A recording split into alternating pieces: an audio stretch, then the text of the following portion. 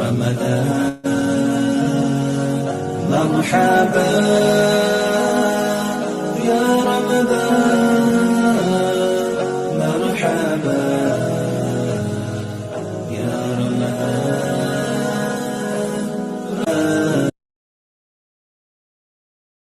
نسألك يا من هو الله الذي لا إله إلا هو الإله الرحمن الرحيم الملك القدوس السلام المؤمن المهيمن العزيز الجبار المتكبر الخالق البارئ المصور الغفار القهار الوهاب الرزاق الفتاح الخلاق العليم القابض الباسط القاهر المعطي المتر السيد السميع البصير الحكم الرب اللطيف الخبير الحليم العظيم الغفور الشكور القريب الكبير الحفيظ المقيت الحسيب المبين الكريم الرقيب المجيب الرفيق الحكيم الودود المجيد الشافي الشهيد الحق الوكيل القوي المتين الولي الحميد الجميل الأعلى النصير المالك المليك الحي القيوم الحافظ الواحد الأحد الصمد القادر المقتدر المقدم المؤخر الأول الآخر الأكرم الظاهر الباطن الواسع المتعال البر التواب الديان العفو الرؤوف الجواد المنان الطيب الغني الحفي العلي الستير القدير المولى المحسن الوارث المحيط الصبوح الذي ليس كمثله شيء وهو السميع البصير. شهر رمضان الذي أنزل فيه القرآن هدى للناس وبينات من الهدى والفرقان فمن شهد منكم الشهر فليصمه ومن كان مريضا أو على سفر فعدة من أيام أخر يريد الله بكم اليسر ولا يريد بكم العسر ولتكملوا العدة ولتكبروا الله على ما هداكم ولعلكم تشكرون. الله أكبر الله أكبر لا إله إلا الله والله أكبر الله أكبر ولله الحمد.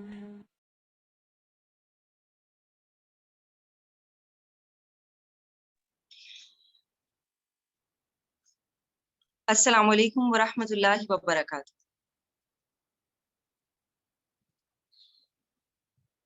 جی کیا حال ہے آپ سب کا؟ الحمدللہ آپ سب امید ہے کہ خیریت سے ہوں گے اور صحت اور امید کی بہترین حالت میں ہوں گے. الحمدللہ اللہ تعالیٰ نے ایک اور نئے دن کے ساتھ نئے پارہ کے ساتھ ہمیں پھر سے اکٹھا کیا اور ہم ایک بہت اچھی جگہ پہ بہت اچھے کام کے لیے اکٹھے ہیں اور یہ خالصتاً اللہ تعالیٰ کا ہی کرم ہے کہ اس نے ہمیں اس کام کے لیے اکٹھا کیا ہوا ہے اور ہم ہر دن صحت اور ایمان کی حالت میں آتے ہیں اور پھر اکٹھے ہوتے ہیں۔ اور میری دعا ہے کہ جس طرح ہم یہاں پہ اکٹھے ہوتے ہیں، اللہ تعالیٰ اسی طرح ہمیں قیامت کے دن جنت میں بھی اور اللہ اپنے عرش کے سائے تلے بھی اللہ تعالیٰ ہمیں اسی طرح اکٹھا کرے۔ اور اللہ تعالیٰ نے جو خود فرمایا کہ جو لوگ میری خاطر ایک دوسرے سے محبت کرتے ہیں، میں انہیں اپنے عرش کے سائے تلے جمع کروں گا۔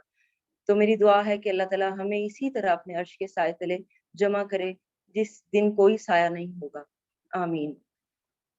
آج کا سبق ہم شروع کرتے ہیں اپنا پارہ نمبر 6۔ اعوذ باللہ من الشیطان الرجیم، بسم اللہ الرحمن الرحیم، نحمده ونصلی علی رسولہ الکریم، اما بعد فاعوذ باللہ من الشیطان الرجیم، بسم اللہ الرحمن الرحیم، رب اشرح لی صدری ویسر لی امری واحلل عقدۃ من لسانی یفقہوا قولی رب زدنی علما، آمین۔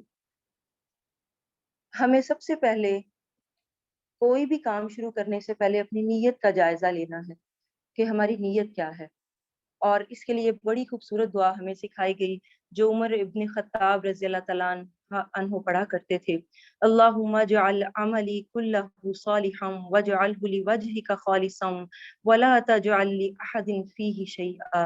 اے اللہ میرے سارے عمل کو صالح بنا دے، اسے اپنے چہرے کے لیے خالص کر لے اور اس میں سے کسی ایک کے لیے بھی کوئی حصہ نہ رکھ، آمین یا رب العالمین۔ اس کے بعد شروع کرتے ہیں آج کا پارہ۔ اعوذ باللہ من الشیطان الرجیم، بسم اللہ الرحمن الرحیم۔ ابو ہریرہ رضی اللہ تعالیٰ عنہ سے روایت ہے کہ وہ مدینہ کے ایک بازار سے گزرے اور کہنے لگے، اے بازار والو، تمہیں کس چیز نے عاجز کر دیا ہے؟ کہنے لگے، اے ابو ہریرہ کیا بات ہے؟ ابو ہریرہ کہنے لگے، وہاں رسول اللہ صلی اللہ علیہ وسلم کی میراث تقسیم ہو رہی ہے اور تم یہاں ہو، اور وہاں جا کر اپنا حصہ کیوں نہیں لیتے؟ انہوں نے کہا، کہاں؟ کہا مسجد میں۔ لوگ تیزی سے ادھر گئے۔ ابو ہریرہ رضی اللہ تعالیٰ عنہ وہیں کھڑے ان کا انتظار کرنے لگے۔ واپس آئے تو پوچھا، تمہیں کیا ہوا ہے؟ وہ کہنے لگے، ابو ہریرہ ہم مسجد گئے، وہاں تو ہم نے کچھ بھی تقسیم ہوتے نہیں دیکھا۔ ابو ہریرہ رضی اللہ تعالیٰ عنہ نے فرمایا، پھر تم نے مسجد میں کچھ دیکھا بھی ہے؟ کہنے لگے، ہاں دیکھا ہم نے کہ کچھ لوگ نماز پڑھ رہے ہیں، کچھ قرآن اور کچھ حلال اور حرام کا ذکر کر رہے ہیں۔ ابو ہریرہ رضی اللہ تعالیٰ عنہ نے فرمایا، تمہاری خرابی ہو، یہی تو محمد صلی اللہ علیہ وسلم کی میراث ہے، یعنی قرآن کا پڑھنا پڑھانا اور حلال اور حرام کا سمجھنا، اس کا جاننا۔ تو یہ قرآن، یہ سنت، یہ نبی کریم صلی اللہ علیہ وسلم کی میراث ہے۔ جس طرح ہم باقی اپنی وراثت کے لیے بڑے فکر مند رہتے ہیں، ہمیں خود کو اور اپنی اولادوں کو یہ بتانے کی ضرورت ہے کہ اصل میراث کیا ہے ہماری، جس پہ ہم نے چلنا ہے، اور ہمیں اس چیز کی ضرورت ہے کہ ہم جس طرح اس کا خیال رکھتے ہیں اپنی اس میراث کا بھی خیال رکھیں اور اپنی زندگی کو قرآن اور سنت کے مطابق گزاریں۔ بسم اللہ الرحمن الرحیم، لا يحب اللہ الجہر بالسوء من القول الا من ظلم وکان اللہ سمیعا علیما۔ اللہ اونچی آواز میں برائی کرنے کی بات کو پسند نہیں کرتا مگر جس پر ظلم کیا گیا ہو اسے اجازت ہے، اور اللہ خوب سننے والا اور خوب جاننے والا ہے۔ اس آیت سے کیا پتہ چلتا ہے؟ سب سے پہلے تو یہ کہ اللہ برائی سے نفرت کرتا ہے، خواہ وہ بات میں ہو، عمل میں ہو یا سوچ میں ہو، یا خاص طور پر بری باتیں خواہ وہ بلند آواز سے کی جائیں، جیسے ان کو نشر کرنا، دوسروں کو جا جا کے بتانا، یہ بھی برا ہے۔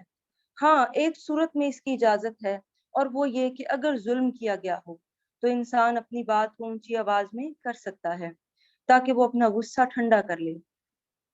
اسی طرح صاحب حق کو حق بات کہنے کی اجازت ہے۔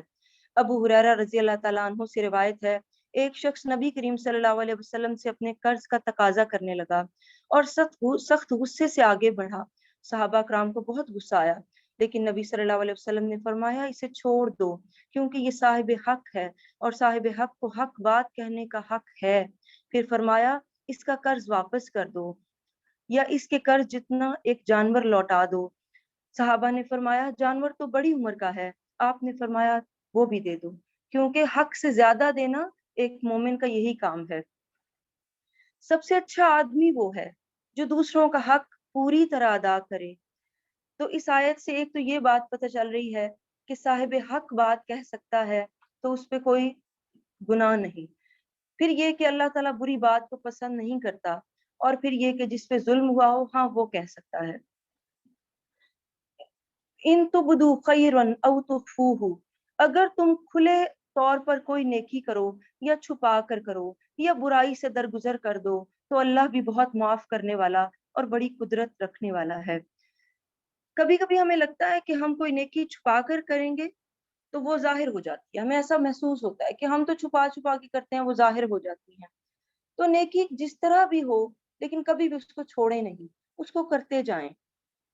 इसके अलावा कभी कभी ऐसे भी होता है कि हम किसी महफिल में होते हैं और हमारे बारे में कोई ऐसी बात कह देता है, या हम किसी के बारे में कोई बात किसी और से कर देते हैं, तो ये सारी बातें भी जहर बिस्सू में आती हैं। जैसे आपको कोई अगर बताने लगे कि किसी ने बुराई की है, आपके बारे में कोई बुरी बात कही है, तो कहें कि मैंने उसे अल्लाह के लिए माफ किया ताकि अल्लाह मुझे माफ कर दे। हजरत अली रजी अल्लाह ताला अन्हु फरमाते हैं, नबी करीम सल्लल्लाहु अलैहि वसल्लम के तलवार के दस्ते के ऊपर लिखा हुआ था, जो तुम पर जुल्म करे तुम उससे दरगुजर करो। फरमाया, जो तुमसे तोड़े तुम उसको जोड़ो। कभी हम छोटे भी बन जाएंगे ये करते हुए, तो मुस्कुरा के मिले, मुस्कुरा के बात को डाल दें। उमर रजी अल्लाह ताला अन्हु कहते हैं, जो शख्स रहम नहीं करता उस पर रहम नहीं किया जाता, जो माफ नहीं करता उससे माफ नहीं किया जाता, और जो दरगुजर नहीं करता उससे दरगुजर नहीं किया जाता, जो तौबा कबूल नहीं करता उससे तौबा कबूल नहीं की जाती, जो खुद गुनाह से नहीं बचता उसको बचाया नहीं जाता। तो इंसान अपने लिए भी अच्छी कोशिशें करता रहे और दूसरों के लिए भी अच्छी कोशिशें करता रहे। फिर फरमाया, बेशक जो लोग अल्लाह और उसके रसूलों का इनकार करते हैं और वो चाहते हैं कि वो अल्लाह और उसके रसूलों के दरमियान तफरीक करें, वो कहते हैं हम बाज पर ईमान लाते हैं और बाज का इनकार करते हैं, और वो चाहते हैं कि उसके दरमियान कोई राह इख्तियार करें, यही लोग हकीकी काफिर हैं और हमने काफिरों के लिए रुसवा करने वाला अजाब तैयार कर रखा है। और जो लोग अल्लाह और उसके रसूलों पर ईमान लाए और उन्होंने उनमें से किसी एक के दरमियान भी तफरीक नहीं की, वही लोग हैं जिन्हें अल्लाह जल्द उनका अजर देगा, और अल्लाह बड़ा बख्शने वाला बड़ा रहम करने वाला है। ए नबी सल्लल्लाहु अलैहि वसल्लम, अहले किताब आपसे तकाजा करते हैं कि आप उन पर आसमान से एक किताब उतार लाएं। चुनांचे उन लोगों ने मूसा अलैहिस्सलाम से इससे भी बड़ा तकाजा किया था। उन्होंने कहा था, ए मूसा, हमें अल्लाह बिल्कुल अपनी आंखों के सामने दिखा। फिर उनके जुल्म की वजह से कड़ाके की बिजली उन पर आ पड़ी। फिर उनके पास खुली निशानियां आ जाने के बाद उन्होंने बछड़े को माबूद बना लिया। फिर उस पर भी हमने उन्हें माफ कर दिया और हमने मूसा को खुला गलबा अता किया। तो कभी कभी सारी कोशिशें करने के बाद भी कोई मान नहीं रहा होता, तो हिम्मत नहीं हारनी, इन बातों को याद रखना है। और मूसा अलैहिस्सलाम को ही अल्लाह ने गलबा अता किया। कभी कभी अपने भी साथ छोड़ जाते हैं, उस वक्त में सिर्फ और सिर्फ अल्लाह से मदद मांगे, क्योंकि मदद सिर्फ अल्लाह के पास होती है।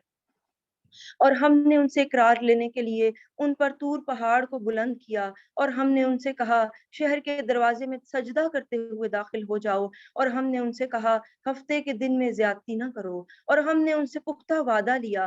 फिर हमने उन पर लानत की उस इसलिए कि उन्होंने अपना अहद तोड़ा, अल्लाह की आयतों का इनकार किया, नबियों को नाहक कत्ल करते रहे। उन्होंने ये कहा कि हमारे दिल तो गुलाफों में हैं, बल्कि अल्लाह ने उनके कुफर की वजह से उनके दिलों पर मुहर लगा दी, चुनांचे वो ईमान नहीं लाते मगर थोड़े ही। जब कोई मुसलसल गुनाह करता जाता है तो दिलों पे मुहर लग जाती है, फिर नेक काम करने के मौके भी नहीं मिला करते। और हमने उन पर लानत की उनके कुफर की वजह से, और मरियम अलैहिस्सलाम पर बहुत बड़ा बुहतान लगाने की वजह से, और उनके ये कहने की वजह से कि हमने मसीह ईसा इब्ने मरियम अल्लाह के रसूल को कत्ल किया, चुना हालांकि उन्होंने ना उन्हें कत्ल किया और ना उन्हें सूली पर चढ़ाया, बल्कि उन्हें शुबे में डाल दिया गया। और बेशक जिन्होंने ईसा अलैहिस्सलाम के बारे में इख्तलाफ किया, वो जरूर उनके मुतालिक शक में हैं। उन लोगों के पास उनके बारे में कोई इल्म नहीं सिवाय गुमान की पैरवी के, और उन्होंने यकीनन उन्हें कत्ल नहीं किया, बल्कि अल्लाह ने उन्हें अपनी तरफ उठा लिया, और अल्लाह बड़ा जबरदस्त और बड़ी हिकमत वाला है। यहाँ पे ईसा अलैहिस्सलाम के बारे में बात हो रही है। जो यहूद नसारा हैं वो ईसा अलैहिस्सलाम के बारे में ये समझते हैं कि हमने उन्हें कत्ल कर दिया था, لیکن اللہ تعالیٰ فرماتے ہیں کہ ایسا نہیں تھا، بلکہ اللہ تعالیٰ نے انہیں آسمان پہ اٹھا لیا تھا۔ جب عیسیٰ علیہ السلام کے خلاف سازش کی گئی تھی تو عیسیٰ علیہ السلام کے بارے میں ان لوگوں نے یہ فیصلہ کیا تھا، ان کے دشمنوں نے، کہ انہیں سولی چڑھایا جائے گا، قتل کر دیا جائے گا۔ عیسیٰ علیہ السلام اس وقت اپنے حواریوں میں موجود تھے، یعنی جو ان کے مددگار تھے، اور روایات میں آتا ہے کہ ان کے حواریوں کی تعداد 12 یا 17 تھی۔ انہوں نے عیسیٰ علیہ السلام نے ان سے پوچھا اپنے حواریوں سے کہ تم میں سے کون ہے جو میری جگہ قتل ہونے کے لیے تیار ہے، تاکہ اللہ تعالیٰ کی طرف سے اس کی شکل و صورت میرے جیسی بنا دی جائے۔ ایک نوجوان اس کے لیے تیار ہو گیا، چنانچہ عیسیٰ علیہ السلام کو وہاں سے آسمان پر اٹھا لیا گیا، اور بعد میں یہودی آئے تو انہوں نے اس نوجوان کو لے جا کر سولی پر چڑھا دیا، جسے حضرت عیسیٰ علیہ السلام کا ہم شکل بنا دیا گیا تھا، اور عیسیٰ علیہ السلام تو زندہ ہی آسمان پر اٹھا لیے گئے تھے، جبکہ قتل وہ نوجوان ہوا تھا، سولی اس کو چڑھایا گیا تھا۔ اور عیسیٰ علیہ السلام قیامت کے قریب دنیا میں واپس آئیں گے، اور وہ نبی کریم صلی اللہ علیہ وسلم کی شریعت پر ہوں گے، اور وہ دوبارہ ان کی ایک نیچرل ڈیتھ ہوگی، اور اس کے بعد وہ اس دنیا سے دوبارہ پھر چلے جائیں گے۔ اور 70 سے زائد حدیث سے یہ بات ثابت ہے کہ عیسیٰ علیہ السلام دنیا میں ضرور واپس آئیں گے۔ پھر فرمایا، اور اہل کتاب میں سے کوئی ایسا نہ بچے گا جو عیسیٰ علیہ السلام پر ان کی موت سے پہلے ایمان نہ لائے، اور قیامت کے دن وہ ان سب پر گواہ ہوں گے۔ پھر جو لوگ یہودی ہوئے، ان کے ظلم کی وجہ سے، ان کے اکثر لوگوں کو اللہ کی راہ سے روکنے کی وجہ سے، ہم نے ان پر کچھ پاک چیزیں حرام کر دی جو پہلے ان کے لیے حلال تھی۔ یہ آیت کیا بتا رہی ہے؟ کہ انسان کے گناہوں کی وجہ سے اس پہ کچھ حلال چیزیں حرام کر دی جاتی ہیں۔ کبھی کبھی نیکی کے مواقع سامنے ہوتے ہوئے بھی آپ کو توفیق نہیں مل رہی ہوتی کہ ہم وہ کر لیں، تو اس وقت میں انسان کو اپنے گناہ یاد کرنے چاہیے اور استغفار کثرت سے کرنی چاہیے۔ پھر فرمایا، اور اس وجہ سے بھی کہ وہ سود لیتے تھے، حالانکہ انہیں اس سے منع کیا گیا تھا، اور اس وجہ سے بھی کہ وہ لوگوں کا مال ناحق کھاتے تھے، اور ہم نے ان میں سے کافروں کے لیے دردناک عذاب تیار کر رکھا ہے۔ لیکن ان میں سے جو علم میں پختہ ہیں اور مومن ہیں، وہ ایمان لاتے ہیں، اور اس پر جو ان پر نازل کیا گیا ہے اور جو آپ سے پہلے نازل کیا گیا، اور وہ نماز قائم کرتے ہیں اور زکوٰۃ دیتے ہیں اور اللہ اور آخرت کے دن پر ایمان رکھتے ہیں، اور وہی لوگ جنہیں ہم بہت جلد بہت بڑا اجر دیں گے۔ یہاں پہ بات آئی کہ یہ سب کون ہیں جن کو اجر ملے گا؟ سب سے پہلے بات آئی کہ جو راسخون فی العلم ہیں، علم میں پختہ لوگ ہیں۔ راسخون فی العلم کون لوگ ہیں؟ نافع بن یزید رضی اللہ تعالیٰ عنہ کہتے ہیں کہ راسخون فی العلم وہ ہیں جو اللہ کے لیے عاجزی کرنے والے ہیں، اللہ کی رضا کو طلب کرنے والے ہیں، اور اس کے لیے انتہائی عاجز ہوتے ہیں، اور اپنے سے اوپر والوں پر بڑائی کا اظہار نہیں کرتے، اور اپنے سے کم تر لوگوں کو حقیر نہیں سمجھتے۔ یہ ان کی علامات ہیں جو علم میں پختہ لوگ ہوتے ہیں، کیونکہ جب علم میں پختگی آتی ہے نا تو اتنی ہی انسان میں عاجزی آتی جاتی ہے۔ پھر کسی نیک انسان کا قول ہے، وہ فرماتے ہیں، اور راسخون فی العلم وہ ہوتے ہیں جن میں 4 چیزیں پائی جاتی ہیں۔ سب سے پہلی یہ کہ اس کے اور اللہ کے درمیان تقوی ہوتا ہے، وہ اللہ سے ڈرنے والا ہوتا ہے۔ اس کے اور مخلوق کے درمیان عاجزی ہوتی ہے، اس کے اور دنیا کے درمیان بے رغبتی ہوتی ہے، اور اس کے نفس کے درمیان مجاہدہ پایا جاتا ہے۔ علم بہت سے لوگوں کو ملتا ہے، لیکن یہ 4 چیزیں بہت کم لوگوں میں پائی جاتی ہیں۔ اس لیے اگر اللہ تعالیٰ ہمیں علم عطا کر رہے ہیں تو ہمیں غور کرنے کی ضرورت ہے، ہمیں اس پہ کام کرنے کی ضرورت ہے کہ ہمارے اندر یہ 4 چیزیں بھی پائی جائیں۔ پھر فرمایا، اے نبی صلی اللہ علیہ وسلم، بے شک ہم نے آپ کی طرف وحی نازل کی، جسے ہم نے نوح اور اس کے بعد دوسرے نبیوں کی جیسے ہم نے نوح اور اس کے بعد دوسرے نبیوں کی طرف وحی کی، اور ہم نے ابراہیم علیہ السلام، اسماعیل علیہ السلام، اسحاق، یعقوب اور ان کی اولاد، اور عیسیٰ علیہ السلام، ایوب علیہ السلام، یونس علیہ السلام، ہارون علیہ السلام اور سلیمان علیہ السلام کی طرف وحی کی، اور ہم نے داؤد علیہ السلام کو زبور عطا کی، اور ہم نے کئی رسول بھیجے، اس سے پہلے ہم ان کا حال ان کے سامنے بیان کر چکے ہیں، اور کئی رسول ایسے ہیں کہ ان کا حال ہم نے آپ کے سامنے بیان نہیں کیا، اور اللہ نے موسیٰ علیہ السلام سے خاص طور پر کلام کیا، اور خوشخبری دینے والے اور ڈرانے والے رسول بھیجے، تاکہ رسولوں کے بعد لوگوں کے لیے اللہ کو الزام دینے کی کوئی گنجائش نہ رہے کہ ہمارے پاس تو اللہ کا پیغام ہی نہیں آیا تھا۔ اور اللہ بہت زبردست اور خوب حکمت والا ہے۔ لیکن اللہ نے آپ صلی اللہ علیہ وسلم پر جو نازل کیا اور وہ اس کی گواہی دیتا ہے کہ اس نے اپنے علم کے ساتھ سب کچھ نازل کیا، اور فرشتے بھی گواہی دیتے ہیں، اور اللہ بطور گواہی کافی ہے۔ آپ یہ دیکھ رہے ہیں یہاں پہ فرشتوں کی گواہی اور علم والوں کی گواہی اکٹھی آئی، یعنی علم والوں کے درجے کو فرشتوں کے برابر قرار دیا گیا ہے۔ تو علم کا حاصل کرنا، اس کو لینا، یہ بہت بڑی بات ہوتی ہے، اس لیے کہ ان کا درجہ، فرشتے جو ہر عیب سے پاک ہیں، ہر گناہ سے پاک ہیں، اور ہر وقت اللہ کے سامنے عاجز ہیں، تو جو علم والے ہوتے ہیں ان کے درجے بھی پھر اتنے ہی بلند ہو جاتے ہیں۔ اس لیے ہمیں علم کے لیے کوششیں کرنی چاہیے۔ بے شک جن لوگوں نے کفر کیا اور لوگوں کو اللہ کی راہ سے روکا، یقیناً وہ دور کی گمراہی میں جا پڑے ہیں۔ بے شک جن لوگوں نے کفر کیا اور ظلم کیا، اللہ کے شایان نہیں کہ وہ انہیں بخش دے، اور نہ یہ شایان ہے کہ وہ انہیں سیدھی راہ دکھائے، مگر وہ انہیں جہنم کا راستہ دکھائے گا جن میں وہ ہمیشہ رہیں گے، اور یہ اللہ کے لیے بہت آسان ہے۔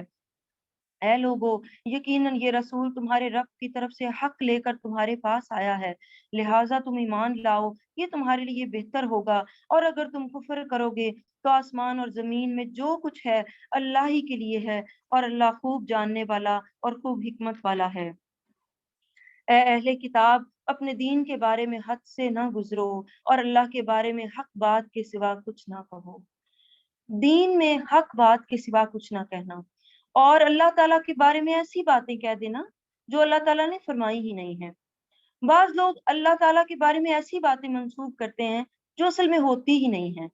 جیسے ہمارا یہ تقیہ کلام ہوتا ہے، ہم بہت زیادہ اپنی زبان میں یہ چیز استعمال کرتے ہیں کہ جیسے میں نے کہا کہ اللہ بھی ایسا ہی کہتا ہوگا، کہ جیسے یہ کہہ رہے ہیں نا، تو اللہ بھی کیا سوچتے ہوں گے کہ یہ کیا کرتے ہیں۔ اب بات یہ ہے کہ ہمیں یہ بات کس نے بتائی ہے کہ اللہ تعالیٰ یہ سوچتے ہوں گے یا یہ کرتے ہوں گے، کیونکہ کچھ باتیں تو قرآن حدیث میں ہیں، کچھ نہیں بھی ہوتی، ہم خود سے ہی سوچ لیتے ہیں کہ اللہ بھی کیا سوچتے ہوں گے، اللہ بھی کیا کہتے ہوں گے۔ تو ایسا کہنا کہاں سے کہہ رہے ہیں؟ کیا کوئی وحی ہے ہمارے پاس یا قرآن میں لکھا ہے؟ تو بات ہمیشہ وہ کہنی چاہیے جو اوتھینٹک ہو۔ پھر کہا کہ دین میں حد سے نہ گزرو۔ دین میں حد سے گزرنے کا مطلب کیا ہے؟ کہ دیندار ایسی چیز کو ظاہر کرے جو اس حد کو ہی ختم کر دے جو دین نے اس کے لیے مقرر کی ہے۔ جیسے یہود نے عیسیٰ علیہ السلام کو اور محمد صلی اللہ علیہ وسلم کو نبی نہیں مانا، اور عیسائیوں نے کیا کیا؟ ان کو بیٹا بنا دیا۔ تو یہ ہے حد سے گزرنا، کہ آپ ہر چیز کو بندگی کی حد سے آگے لے جائیں، اللہ تعالیٰ کی اکول کر دیں۔ یہ غلط ہے، اس طرح نہیں کرنا۔ پھر فرمایا بے شک مسیح عیسیٰ ابن مریم تو اللہ کا رسول اور اس کا کلمہ ہے، جسے اللہ نے مریم علیہ السلام کی طرف ڈالا، اور وہ اس کی طرف ایک روح ہے۔ چنانچہ تم اللہ اور اس کے رسولوں پر ایمان لاؤ، اور یہ نہ کہو کہ معبود تین ہیں، اس سے باز آ جاؤ، یہ تمہارے لیے بہتر ہے۔ بے شک اللہ ہی واحد معبود ہے، اور اس سے پاک ہے کہ اس کی کوئی اولاد ہو، اور آسمانوں اور زمین میں جو کچھ ہے اسی کا ہے، اور اللہ بطور کارساز کافی ہے۔ یہ جو تین ہیں کہ معبود تو تین ہے، یہ عیسائیوں کا ایک عقیدہ ہے۔ وہ کہتے ہیں کہ عیسیٰ علیہ السلام، مریم علیہ السلام اور خدا، کبھی کہتے ہیں یہ تین ہیں خدا ہیں، کبھی وہ کہتے ہیں کہ اللہ تعالیٰ، عیسیٰ علیہ السلام اور جبرائیل علیہ السلام یہ خدا ہیں۔ یہ ان کا ایک عقیدہ ہے جو بالکل غلط ہے، ایسا کچھ نہیں ہے، کیونکہ اللہ تعالیٰ خود فرماتے ہیں کہ اللہ ایک ہے۔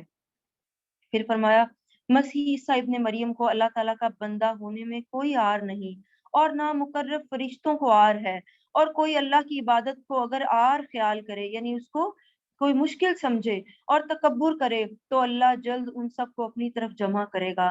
پھر جو لوگ ایمان لائے اور انہوں نے نیک عمل کیے تو اللہ انہیں ان کے پورے اجر دے گا، اور انہیں اپنے فضل سے زیادہ عطا کرے گا۔ اور جن لوگوں نے اللہ کی عبادت کو عار خیال کیا اور تکبر کیا تو وہ انہیں دردناک عذاب دے گا، اور اللہ کے سوا اپنے لیے کوئی حمایتی اور کوئی مددگار وہ نہ پائیں گے۔ اے لوگو، تمہارے رب کی طرف سے تمہارے پاس ایک دلیل آ گئی ہے، اور ہم نے تمہاری طرف ایک واضح نور نازل کیا ہے، پھر جو لوگ اللہ پر ایمان لے آئے اور ان کے دین کو مضبوطی سے پکڑ لیں تو ضرور انہیں اپنی رحمت اور وہ فضل میں داخل کرے گا اور انہیں اپنی طرف پہنچنے کے لیے راستہ دکھائے گا۔ یستفتونک قل اللہ یفتیکم فی الکلالہ، اے نبی صلی اللہ علیہ وسلم، لوگ آپ سے فتویٰ پوچھتے ہیں، کہہ دیجئے اللہ کلالہ کے بارے میں تمہیں حکم دیتا ہے کہ اگر کوئی شخص مر جائے جس کی کوئی اولاد نہ ہو اور اس کی ایک بہن ہو اور اس کے لیے بھائی کے لیے چھوڑے ہوئے مال کا آدھا حصہ ہے۔ کلالہ کہتے ہیں اس انسان کو جس کے نہ اولاد ہو نہ اس کے والدین ہو، لیکن یہاں پہ کہا جا رہا ہے کہ اگر اس کی ایک بہن ہو تو پھر اس کی جائیداد کا آدھا حصہ اس کی بہن کو ملے گا، تو باقی کس کو ملے گا؟ جو قریبی رشتے دار ہیں، یعنی اس آدمی کے جو قریبی رشتے دار ہوں گے ان کو ملے گا۔ اور اگر بہن کی اولاد نہ ہو تو اس کا بھائی اس کا وارث ہوگا۔ پھر اگر بہنیں 2 یا 2 سے زائد ہوں تو ان کے لیے بھائی کے چھوڑے ہوئے مال کا 2/3 ہے۔ اور اگر کئی بہن بھائی مرد اور عورتیں وارث ہوں تو مرد کا حصہ 2 عورتوں کے حصے کے برابر ہوگا۔ اللہ تمہارے لیے وضاحت سے بیان کرتا ہے تاکہ تم گمراہ نہ ہو جاؤ، اور اللہ خوب جاننے والا اور خوب علم والا ہے۔ تو کلالہ ایک بڑا ہی اہم ٹاپک ہے، اور یقیناً اس کے اندر کچھ چیزیں ایسی ہیں جس کی وجہ سے اس کی اتنی اہمیت آئی کہ پوری آیت اس پہ اتاری گئی۔ عمر رضی اللہ تعالیٰ عنہ نے جمعے کا خطبہ دیا اور نبی صلی اللہ علیہ وسلم کا تذکرہ کیا، اور پھر ابو بکر رضی اللہ تعالیٰ عنہ کا کیا اور کہا، میں اپنے بعد کوئی چیز ایسی نہیں چھوڑ رہا جو میرے بعد کلالہ سے زیادہ اہم ہو۔ میں نے نبی صلی اللہ علیہ وسلم سے کسی اور بارے میں اتنے سوال نہیں کیے جتنے کلالہ کے بارے میں کیے، اور آپ نے بھی مجھے اتنی کسی معاملے میں تاکید نہیں فرمائی جتنی کلالہ کے بارے میں فرمائی، حتیٰ کہ آپ صلی اللہ علیہ وسلم نے اپنی انگلی میرے سینے میں چبھوئی اور فرمایا، اے عمر، کیا موسم گرما میں نازل ہونے والی آیت کافی نہیں ہے جس سے مسئلہ واضح ہو جائے؟ میں اگر عمر زندہ رہا تو اس کے بارے میں ایسا فیصلہ کروں گا جو ہر کوئی سمجھ سکے، اور جو قرآن پڑھتا ہو اور سمجھتا ہو، اور جو قرآن نہ پڑھتا ہو اور نہ سمجھتا ہو۔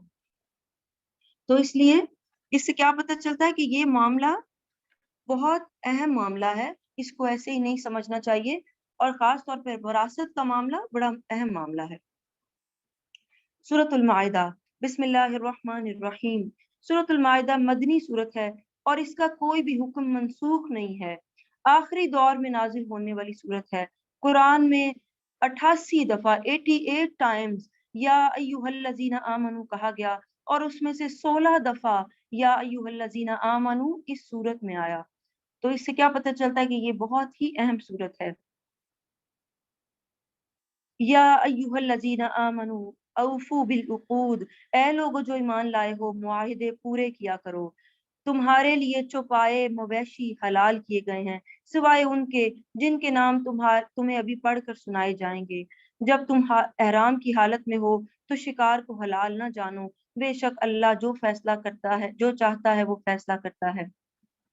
تو اس سے کیا پتہ چل رہا ہے کہ احرام کی حالت میں جب انسان ہو تو وہ کوئی شکار نہیں کر سکتا، کوئی جانور کوئی ذبح نہیں کر سکتا، اور اس کے علاوہ احرام کی حالت میں کچھ اور بھی پابندیاں ہوتی ہیں، جیسے پتے نہیں توڑ سکتے، کوئی اپنے پاؤں کے نیچے آئی چونٹی نہیں مار سکتے، اس طرح کی کچھ اور پابندیاں ہوتی ہیں اور ان کا خیال رکھنا چاہیے۔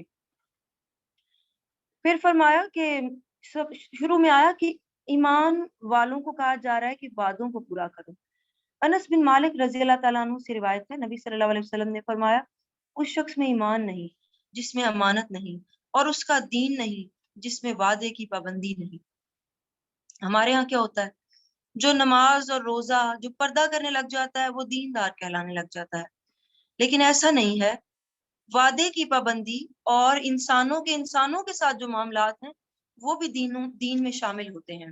پھر فرمایا، اے لوگو جو ایمان لائے ہو، اللہ کی نشانیوں کی بے حرمتی نہ کرو، نہ حرمت والے مہینوں کی، نہ حرم میں قربان ہونے والے جانوروں کی، اور نہ پٹے پہنائے جانوروں کی، اور نہ بیت الحرام کا قصد کرنے والوں کی، اور اپنے رب کا فضل اور اس کی رضا تلاش کرتے ہیں، اور جب تم احرام کھول دو تو شکار کر سکتے ہو، اور کسی قوم کی دشمنی تمہیں اس کے لیے اس سے زیادتی کرنے پر آمادہ نہ کرے کہ انہوں نے تمہیں مسجد حرام سے روک دیا تھا۔ یہاں ہوا کیا تھا کہ مکہ جب فتح ہو گیا تھا تو مسلمانوں کو غلبہ مل گیا تھا، لیکن کہا کہ غلبہ بھی مل گیا ہے، اب تمہارے حوالے ہے مکہ، تم وہاں کے سب کچھ کرنے والے ہو، تو جیسے حدیبیہ کے موقع پہ انہوں نے تمہیں نکالا تھا، اب تم ان کے ساتھ زیادتی نہ کرنا، اگر کرو گے تو یہ غلط ہوگا۔ پھر فرمایا اور تم نیکی اور پرہیزگاری کے کاموں میں ایک دوسرے کی مدد کرو، اور گناہ اور زیادتی کے کاموں میں ایک دوسرے کی مدد نہ کرو، اور اللہ سے ڈرو، بے شک اللہ سخت عذاب دینے والا ہے۔ تمہارے لیے حرام کیے گئے ہیں مردہ جانور، خون، سور کا گوشت، اور وہ جانور جس پر اللہ کے سوا کسی اور کا نام پکارا جائے، اللہ کے سوا کسی اور کا نام پکارا جائے۔ وہ کون سے جانور ہیں؟ بعض اوقات ہم کہتے ہیں ہم کہیں کسی خاص جگہ پہ لے جا کے ذبح کر رہے ہوتے ہیں، لیکن ہم کہتے ہیں کہ نہیں ہم اللہ کے لیے ذبح کر رہے ہیں، ہم اس پہ تکبیر بھی پڑھ رہے ہیں۔ کسی اور کے لیے اور اللہ کے لیے ذبح کرنے میں ایک چھوٹا سا فرق اگر آپ سمجھ جائیں گے تو آپ کو آسانی ہو جائے گی، اور وہ کیا کہ آپ کس کو خوش کرنے کے لیے یہ کر رہے ہیں۔ کیا آپ کسی انسان کو، کسی قبر والے کو خوش کرنے کے لیے ذبح کر رہے ہیں، یا اللہ کے لیے کر رہے ہیں؟ اگر آپ اللہ کو خوش کرنے کے لیے کر رہے ہیں پھر آپ کو کسی خاص جگہ پہ لے جانے کی ضرورت نہیں ہے۔ ہاں وہ جگہ خاص طور پہ جن کا اللہ نے کہا کہ وہاں جا کے ذبح کرو، جیسے حج کے موقع پہ مکہ میں ذبح کرنے کا حکم ہے، وہ اور بات ہے، لیکن اس کے علاوہ اگر آپ کر رہے ہیں تو پھر آپ کو سوچنے کی ضرورت ہے کہ میں کس کو خوش کر رہی ہوں، کس کے لیے کر رہی ہوں، تو فیصلہ آپ کا دل آپ کو بہترین دے دے گا۔ پھر فرمایا اللہ سے ڈرو، اور بے شک اور گلا گھٹنے سے جو مر جانے والا ہو، چوٹ لگ کر مرنے والا، اور اوپر سے گر کر مرنے والا، کسی کا سینگ لگ کر مرنے والا، اور وہ جانور بھی جسے درندے کھا جائیں سوائے اس کے جسے تم ذبح کر لو، اور وہ جانور جو آستانوں پر ذبح کیا گیا، خاص طور پہ یہاں بات آئی آستانوں پر یا درباروں پر یا کوئی بھی ایسی چیز جسے کسی مندر پر لے جا کر وہاں پہ ذبح کیا تو وہ بھی حرام میں آئے گا۔ اور یہ کہ تم فال کے تیروں سے قسمت معلوم کرو، یہ جو ہمارے یہاں کیا جاتا ہے نا کہ لاٹری بھی اسی کے اندر آتی ہے، اور یہ جو معلوم کرنا ہوتا ہے قسمت کے حال، یہ سب بھی حرام میں آتا ہے، یہ سب کام گناہ کے کام ہیں۔ آج وہ لوگ نا امید ہو گئے جنہوں نے تمہارے دین کا انکار کیا، لہٰذا تم ان سے نہ ڈرو اور مجھی سے ڈرو، آج میں نے تمہارے لیے تمہارا دین مکمل کر دیا اور تم پر اپنی نعمت پوری کر دی۔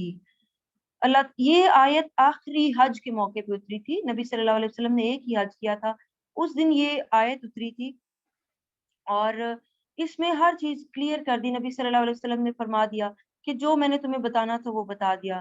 رسول اللہ صلی اللہ علیہ وسلم نے فرمایا جو چیز تمہیں جنت کے قریب کر سکتی ہے میں نے تمہیں اس کا حکم دے دیا، اور جو چیز تمہیں جہنم کے قریب کر سکتی ہے میں نے تمہیں اس سے بھی منع کر دیا۔ تو آج پھر ہم کون ہوتے ہیں یہ کہنے والے کہ نہیں یہ بھی تو نیکی کا کام ہے، کرنے میں کوئی گناہ تو نہیں ہے؟ گناہ تو نہیں ہے، لیکن اگر وہ ثواب کا کام ہوتا تو رسول اللہ صلی اللہ علیہ وسلم ہمیں ضرور بتا کے جاتے۔ اور پس جو شخص بھوک سے بے بس ہو جائے جبکہ وہ گناہ پر مائل ہونے والا نہ ہو تو یقیناً اللہ بہت بخشنے والا، نہایت رحم کرنے والا ہے۔ اے نبی صلی اللہ علیہ وسلم، لوگ آپ سے پوچھتے ہیں کہ ان کے لیے کھانے کی کیا کیا چیزیں حلال کی گئی ہیں، چنانچہ کہہ دیجئے تمہارے لیے پاک چیزیں حلال کی گئی ہیں، اور ان شکاری جانوروں کا کیا ہوا شکار حلال ہے جسے تم سدھار لیتے ہو، اور اللہ نے تمہیں جو سکھایا ہے اس کے مطابق تم انہیں سکھاتے ہو، بس جو شکار تمہارے لیے پکڑ رکھیں اس پر اللہ کا نام پڑھو اور ان سے کھاؤ اور اللہ سے ڈرتے رہو، بے شک اللہ جلد حساب لینے والا ہے۔ آج تمہارے لیے پاک چیزیں حلال کر دی گئی ہیں، اور اہل کتاب کا کھانا تمہارے لیے حلال ہے اور تمہارا کھانا ان کے لیے حلال ہے، اور تمہارے لیے پاک دامن عورتیں اور ان لوگوں کی اور پاک دامن عورتیں حلال ہیں جنہیں تم سے پہلے کتاب دی گئی، جبکہ تم انہیں ان کے مہر دے دو، نیز انہیں نکاح کی قید میں لانے والے بنو، نہ کہ بدکاری کرنے والے اور نہ چھپی آشنائی رکھنے والے، اور جو ایمان سے انکار کرے تو اس کا عمل یقیناً برباد ہو گیا اور آخرت میں وہ خسارہ اٹھانے والوں میں سے ہوگا۔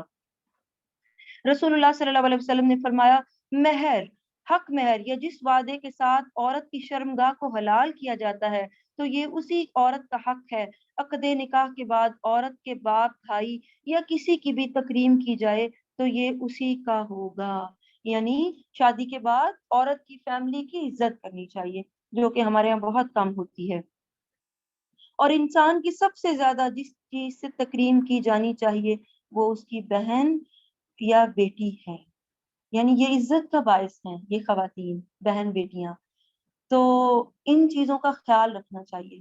پہلے تو ایسا کیا جاتا تھا کہ اگر کوئی بہن بیٹی کسی کے دروازے پہ آ جاتی، کوئی ریکویسٹ کرتی، تو لوگ اس بات کو بڑے سے بڑے جھگڑے کو چھوڑ دیا کرتے تھے کہ بہن اور بیٹی آ گئی ہے.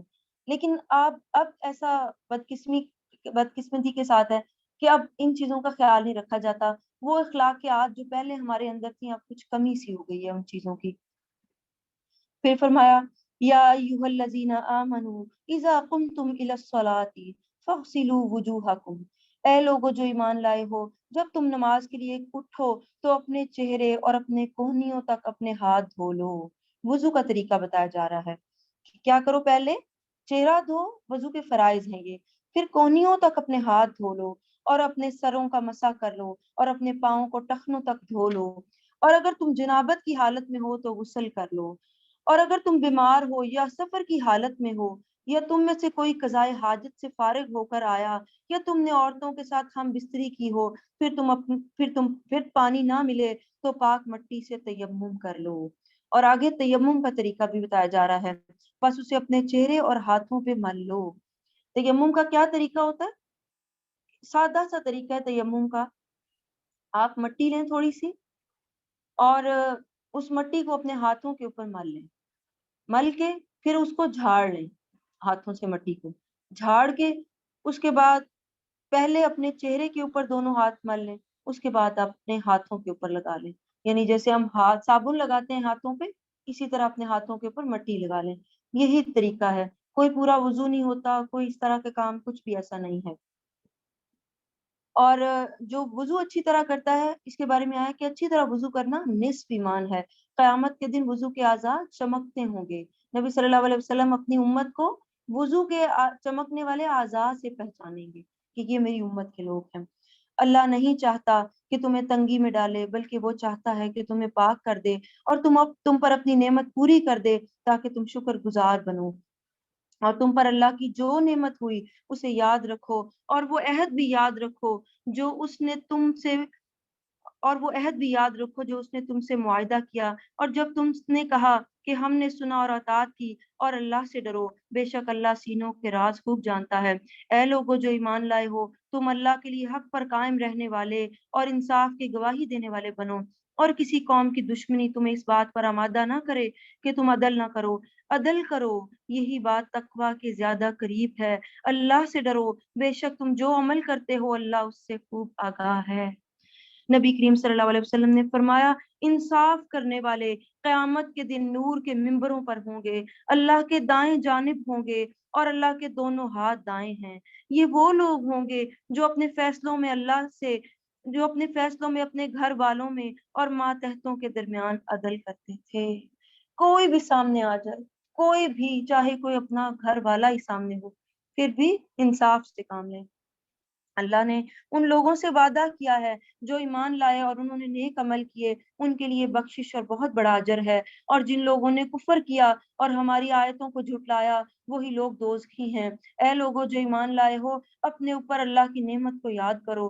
جب ایک قوم نے ارادہ کیا تھا کہ تمہاری طرف اپنے ہاتھ بڑھائیں تو اللہ نے انہیں تم پر ہاتھ ڈالنے سے روک دیا. اور اللہ سے ڈرو، اور ایمان والوں کو چاہیے کہ وہ اللہ ہی پر بھروسہ کریں. اور بے شک اللہ نے بنی اسرائیل سے وعدہ لیا تھا اور ہم نے ان میں سے 12 سردار مقرر کیے تھے.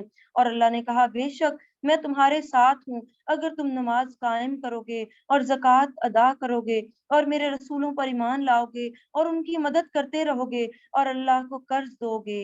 قرض حسنہ، قرض حسنہ کون سا قرض ہوتا ہے؟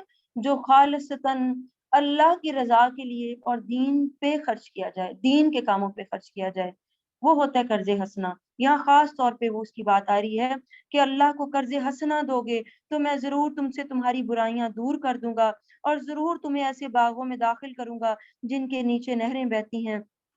پھر اس کے بعد جس نے کفر کیا تو یقیناً وہ سیدھی راہ سے بھٹک گیا، چنانچہ اپنا عہد توڑنے کی وجہ سے ہم نے ان پر لعنت کی اور ہم نے ان کے دلوں کو سخت کر دیا اور وہ کلمات کو ان کے موقع محل سے بدلتے ہیں اور جس چیز کی انہیں تاکید کی گئی تھی اس کا ایک حصہ انہوں نے بھلا دیا اور آپ کو ان سے دوسروں کو خیانت کی اطلاع ملتی رہے گی اور ان میں سے سوائے چند افراد کے، چنانچہ آپ انہیں معاف کر دیں اور ان سے درگزر کریں، بے شک اللہ احسان کرنے والوں کو پسند کرتا ہے۔ اور جن لوگوں نے کہا بے شک ہم نصارہ ہیں، ہم نے ان سے ہم نے عہد لیا تھا، پھر جس چیز کی انہیں تاکید کی گئی تھی اس کا ایک حصہ انہوں نے بھلا دیا، یعنی جس چیز کا انہیں کہا گیا تھا کہ یہ نہ کرنا، وہ انہوں نے بھلا دیا۔ یہ بھولنا کیا ہوتا ہے؟ ابن مسعود رضی اللہ تعالیٰ عنہ فرماتے ہیں کبھی انسان نافرمانی کی وجہ سے، گناہوں کی وجہ سے بھی علم کو بھول جاتا ہے۔ ایسا ہوتا ہے نا، ہمیں اپنی ساری چیزیں یاد نہیں رہتی، علم کی کئی باتیں ہوتی ہیں، جب عمل کا وقت آتا ہے تو بھول جاتی ہے۔ کیا چیز ایسی ہوتی ہے؟ تو اس وقت میں انسان کو استغفار کرنی چاہیے جب بھی کچھ بھولے، کیونکہ فرمایا کہ بھولنا اس کے گناہوں کی وجہ سے ہوتا ہے۔ پھر فرمایا چنانچہ ہم نے روز قیامت تک ان کے درمیان دشمنی اور بغاوت ڈال دی، اور جو کچھ کرتے رہے ہیں وہ اللہ جلد انہیں اس سے آگاہ کرے گا۔ اے اہل کتاب، تمہارے پاس ہمارا رسول آ گیا،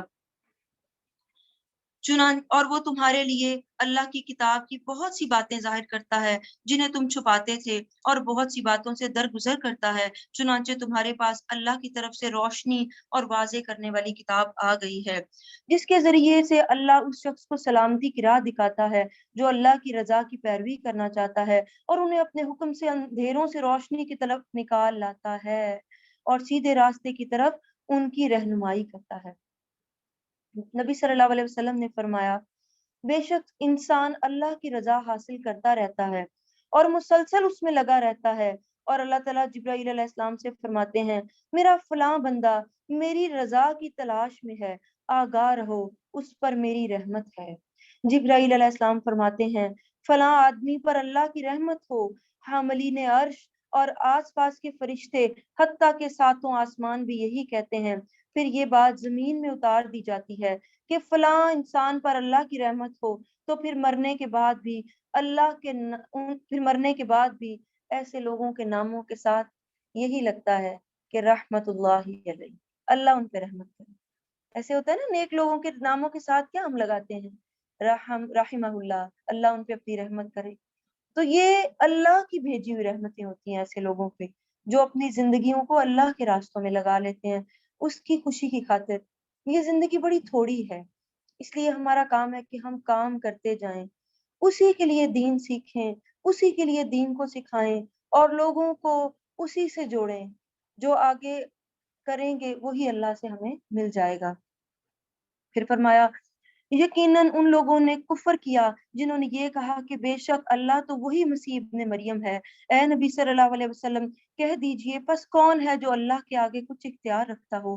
اگر اللہ مسیح ابن مریم کو اور ان کی ماں اور تمام زمین والوں کو ہلاک کرنے کا ارادہ کر لے، اور اللہ ہی کے لیے آسمانوں اور زمین کی بادشاہی ہے اور جو کچھ ان دونوں کے درمیان ہے، وہ جو چاہے پیدا کرتا ہے، اور اللہ ہر چیز پر خوب قدرت رکھتا ہے۔ اور یہودیوں اور عیسائیوں نے کہا ہم اللہ کے بیٹے اور اس کے پیارے ہیں۔ اے نبی صلی اللہ علیہ وسلم کہہ دیجئے پھر وہ تمہیں تمہارے گناہوں کی سزا کیوں دیتا ہے؟ نہیں، بلکہ تم بھی اسی کی مخلوق میں سے انسان ہو، وہ جسے چاہے بخش دیتا ہے اور جسے چاہے عذاب دیتا ہے، اور اللہ کے لیے آسمانوں اور زمین کی بادشاہی ہے اور جو کچھ ان دونوں کے درمیان ہے اسی کی طرف لوٹ کر جانا ہے۔ بات یہ ہے کہ یہود و نصارہ کہتے تھے ہم اللہ کے بیٹے ہیں، ہم تو بڑے پیارے ہیں۔ آپ سوچیں کیا ہم نہیں ایسا کہتے؟ کیا مسلمان نہیں ایسا کہتے؟ مسلمان بھی ایسا کہتے ہیں۔ ہم نہیں کہتے ہم نے تو لا الہ الا اللہ پڑھا ہے، ہم تو بخشے بخشائے ہیں، ہم تو جنت میں چلے ہی جائیں گے۔ اسی بنیاد پہ بہت سے لوگ نیکی کی طرف نہیں آتے، قرآن نہیں پڑھتے کہ کوئی بات نہیں، نہ بھی کیا تو خیر ہے، بخشش تو ہو ہی جائے گی۔ یہ انسان کی غلط فہمی ہے، اور جو اس طرح کی غلط فہمیاں پیدا کرتے ہیں ان لوگوں سے بچیں۔ پھر فرمایا اے اہل کتاب تمہارے پاس ہمارا رسول آ گیا ہے جو رسولوں کے وقفے کے بعد تمہارے لیے باتیں کھول کر بیان کرتا ہے تاکہ تم یہ نہ کہو کہ ہمارے پاس تو کوئی خوشخبری دینے والا اور کوئی ڈرانے والا نہیں آیا، بس یقیناً تمہارے پاس خوشخبری دینے والا اور ڈرانے والا آ گیا ہے اور اللہ ہر چیز پر خوب قادر ہے۔ اور جب موسیٰ علیہ السلام نے اپنی قوم سے کہا اے میری قوم اللہ کی وہ نعمت یاد کرو جو اس نے تم پر کی، اور جب اس نے تم میں سے نبی بنائے اور تمہیں بادشاہ بنایا اور تمہیں وہ کچھ دیا جو ساری دنیا میں کسی کو نہیں دیا تھا، اے میری قوم مقدس زمین میں داخل ہو جاؤ جو اللہ نے تمہارے نام لکھ دی ہے، اور تم اپنی پشت کے بل نہ موڑو بس تم خسارہ پانے والوں میں سے ہو جاؤ گے۔ یہاں پہ ارض مقدس کس کو کہا جا رہا ہے؟ جب یوسف علیہ السلام مصر میں تھے اور ان کے جو والد تھے یعقوب علیہ السلام، وہ اپنے علاقے میں تھے، یعنی ان کا جو علاقہ تھا وہ میرے ایک دم ذہن سے نکل گیا، خیر ابھی یاد آ جائے گا۔ اچھا، ان کا جو علاقہ تھا وہ وہاں پہ موجود تھے۔ جب یوسف علیہ السلام نے اپنے والد سے کہا کہ آپ سب لوگ مصر میں آ جائیں، اب وہ سارے مصر میں آ گئے تو بہت دیر تک وہ وہیں پہ رہے اور ان کی جنریشنز بھی وہیں رہی، پھر وہاں پہ ان فرعون کی حکمرانی ہوئی ان کے اوپر، اور اس کے بعد فرعون کی حکمرانی کے بعد پھر موسیٰ علیہ السلام نے انہیں فرعون سے نجات دی اور وہ واپس اپنے وطن فلسطین گئے۔ جی فلسطین کی بات ہو رہی تھی، فلسطین میں پھر وہ واپس گئے۔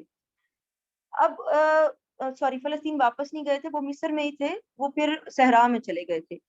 اب یہاں پہ انہیں کہا جا رہا ہے کہ تمہاری اصل جگہ فلسطین تھی جہاں پہ بیت المقدس ہے، تو کہا تم اب وہاں جاؤ، لیکن یہ جانے کو تیار نہیں تھے کیونکہ یہ لوگ کہتے تھے ہم نے نہیں کرنا، جو کرنا ہے موسیٰ آپ کرو یا آپ کا رب کرے، ہم تو کچھ بھی ایسا نہیں کریں گے۔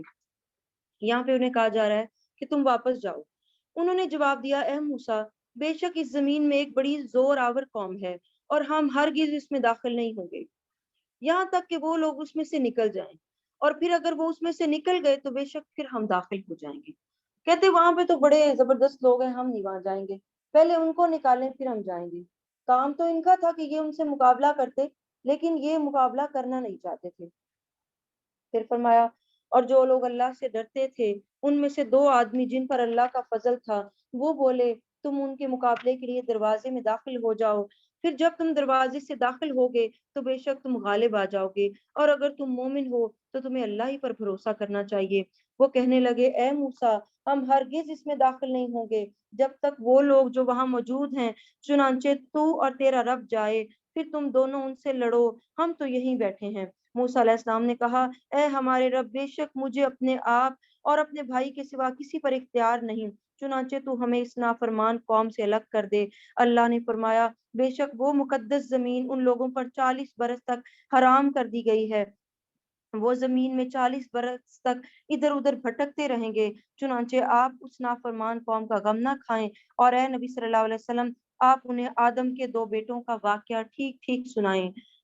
کون سے 2 بیٹے تھے؟ حابیل اور قابیل۔ فرمایا ان کا واقعہ سنائیں جب ان دونوں نے قربانی کی تھی، پھر ان دونوں میں سے ایک کی قربانی کو قبول کر لیا گیا اور دوسرے کی قربانی قبول نہ کی گئی۔ دوسرا بولا میں تجھے قتل کروں گا، پہلے نے جواب دیا اللہ صرف پرہیزگاروں سے قربانی قبول کرتا ہے، اگر تو اپنا ہاتھ میری طرف سے بڑھائے گا کہ مجھے قتل کر دے تو میں اپنا ہاتھ تیری طرف نہیں بڑھاؤں گا کہ تجھے قتل کروں، بے شک میں اللہ سے ڈرتا ہوں جو سب جہانوں کا رب ہے۔ میں تو چاہتا ہوں کہ تو میرا اور اپنا گناہ اپنے سر لے لے اور دوزخیوں میں شامل ہو جائے، اور ظالموں کا یہی بدلہ ہے۔ پھر اس کے نفس نے اسے اپنے بھائی کے قتل کرنے پر اکسایا، چنانچہ اس نے قتل کر دیا اور وہ خسارہ پانے والوں میں سے ہو گیا۔ پھر اللہ نے وہاں ایک کوا بھیجا اور وہ اپنے پنجوں سے زمین کو ریدنے لگا تاکہ وہ اسے دکھائے کہ وہ اپنے بھائی کی لاش کیسے دفن کرے۔ تو بات یہ ہے کہ اللہ تعالیٰ کسی کو بھی سکھانے والوں میں سے رکھ سکتا ہے۔ یہاں پہ کون سکھا رہا ہے؟ ایک کوا، ایک جانور۔ تو اللہ تعالیٰ اپنے دین کا کام کسی سے بھی لے سکتا ہے، اس لیے یہ نہ سوچیں کہ میں ہی ہوں جو دین کا کام کروں گی تو میں نہ کروں گی تو کون کرے گا، ایسا نہ سوچیں۔ اس لیے اگر اللہ تعالیٰ آپ سے دین کا کام لے رہا ہے تو اس کو اللہ کی رحمت سمجھیں کہ اس نے آپ کو دین کے کام کے لیے چنا۔ پھر فرمایا وہ کہنے لگا افسوس میں اس कव्वे जैसा होने से भी आजिज रहा कि अपने के भाई की लाश दफना देता, और चुनांचे वो पछताने वालों में से हो गया। नदामत, पछतावे ये इंसान को खा जाते हैं, इसलिए इंसान तौबा करता रहे और बुरे कामों से बचता रहे। इस वजह से हमने बनी इसराइल के लिए ये लिख दिया कि जो शख्स किसी को कत्ल कर दे, सिवाय इसके कि वो किसी का कातिल हो या जमीन में फसाद करने वाला हो, तो गोया उसने तमाम लोगों का कत्ल कर दिया। और जो शख्स किसी एक जान को नाहक कत्ल होने से बचाए, तो गोया उसने तमाम लोगों की जान बचाई। और हमारे रसूल वाज़ेह निशानियां लेकर उनके पास आए, फिर बेशक उसके बाद उनमें से बहुत से लोग जमीन में हद से निकल जाने वाले हैं। जो लोग अल्लाह और उसके रसूल से जंग करते हैं और जमीन में फसाद के लिए दौड़ भाग भाग करते हैं, उनकी सजा तो सिर्फ यही है कि उन्हें कत्ल किया जाए या सूली दी जाए, या उनके हाथ और पांव मुखालिफ जानिब से काट दिए जाएं, या उन्हें जलावतन कर दिया जाए। चुनांचे दुनिया में उनके लिए जिल्लत और आखिरत में उनके लिए बड़ा अजाब है, सिवाय उन लोगों के जो इससे पहले कि तुम उन पर काबू पाओ, तो अगर कि तुम उन पर काबू पाओ वो तौबा कर लें, बस तुम जान लो कि बेशक अल्लाह बड़ा बख्शने वाला और बड़ा रहम करने वाला है। ऐ लोगो जो ईमान लाए हो, अल्लाह से डरो और उसके कुर्ब तलाश करो, अल्लाह का कुर्ब तलाश करो और उसके रास्ते में जिहाद करो, ताकि तुम फलाह पाओ। उसके कुर्ब के वसीले क्या हैं? फरमाया कुर्ब के वसीले तलाश करो। कहा नमाज। नबी सल्लल्लाहु अलैहि वसल्लम ने फरमाया, ए काब, नमाज कुर्ब का जरिया है, सजदा कुर्बत का जरिया है, नेकियों की कसरत करो और नेक अमाल को वसीला बनो।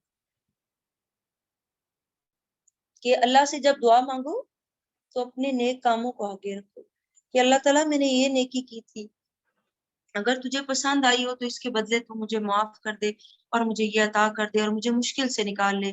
कुरान कुर्ब का जरिया है। नबी सल्लल्लाहु अलैहि वसल्लम ने फरमाया, कुछ अल्लाह वाले हैं। सहाबा कराम ने अर्ज किया, कौन लोग हैं? फरमाया, कुरान वाले अहलुल्लाह और उसके खास लोग हैं। और इसके अलावा रात के आखिरी हिस्से में बंदा अल्लाह के करीब होता है। तो अगर वक्त मिले, हो सके, तो तहज्जुद में अल्लाह का कुर्ब तलाश करना चाहिए। अब रमजान आ रहा है, बहुत जबरदस्त मौका है हमारे पास। सहरी के वक्त हर एक ने ही उठना है। उस वक्त में अस्तगफार की कसरत करें, गुनाहों से माफी मांगे, नवाफिल की कसरत करें और अल्लाह की कुर्बत मांगे उससे। अल्लाह ताला हम सबको अपना कुर्ब अता करे, आमीन। फिर फरमाया, चुनांचे बेशक जिन लोगों ने कुफर किया, अगर उनके पास वो सब कुछ हो जो जमीन में है और उसके बराबर भी हो, तो वो कयामत के दिन अजाब से बचने के लिए फिदिये में दे दें, तो भी उनसे कबूल न किया जाएगा और उनके लिए दर्दनाक अजाब है। और वो आग से निकलना चाहेंगे मगर वो उसमें से निकल न सकेंगे और उनके लिए हमेशा रहने वाला अजाब है। और तुम चोरी करने वाले मर्द और चोरी करने वाली औरत के हाथ काट दिया करो, और अल्लाह की तरफ से इस गुनाह की इबरतनाक सजा है जो उन्होंने किया, और अल्लाह गालिब और खूब हिकमत वाला है। फिर जो शख्स अपने गुनाह के बाद तौबा कर ले और अपनी इस्लाह कर ले, तो बेशक अल्लाह उसकी तौबा कबूल कर लेता है। बेशक अल्लाह बड़ा बख्शने वाला, बहुत रहम करने वाला है। क्या तुम्हें इल्म नहीं कि आसमान और जमीन की बादशाही अल्लाह ही के लिए है? वो जिसे चाहता है अजाब देता है, जिसे चाहता है बख्श देता है, और अल्लाह हर चीज पर खूब कुदरत रखने वाला है।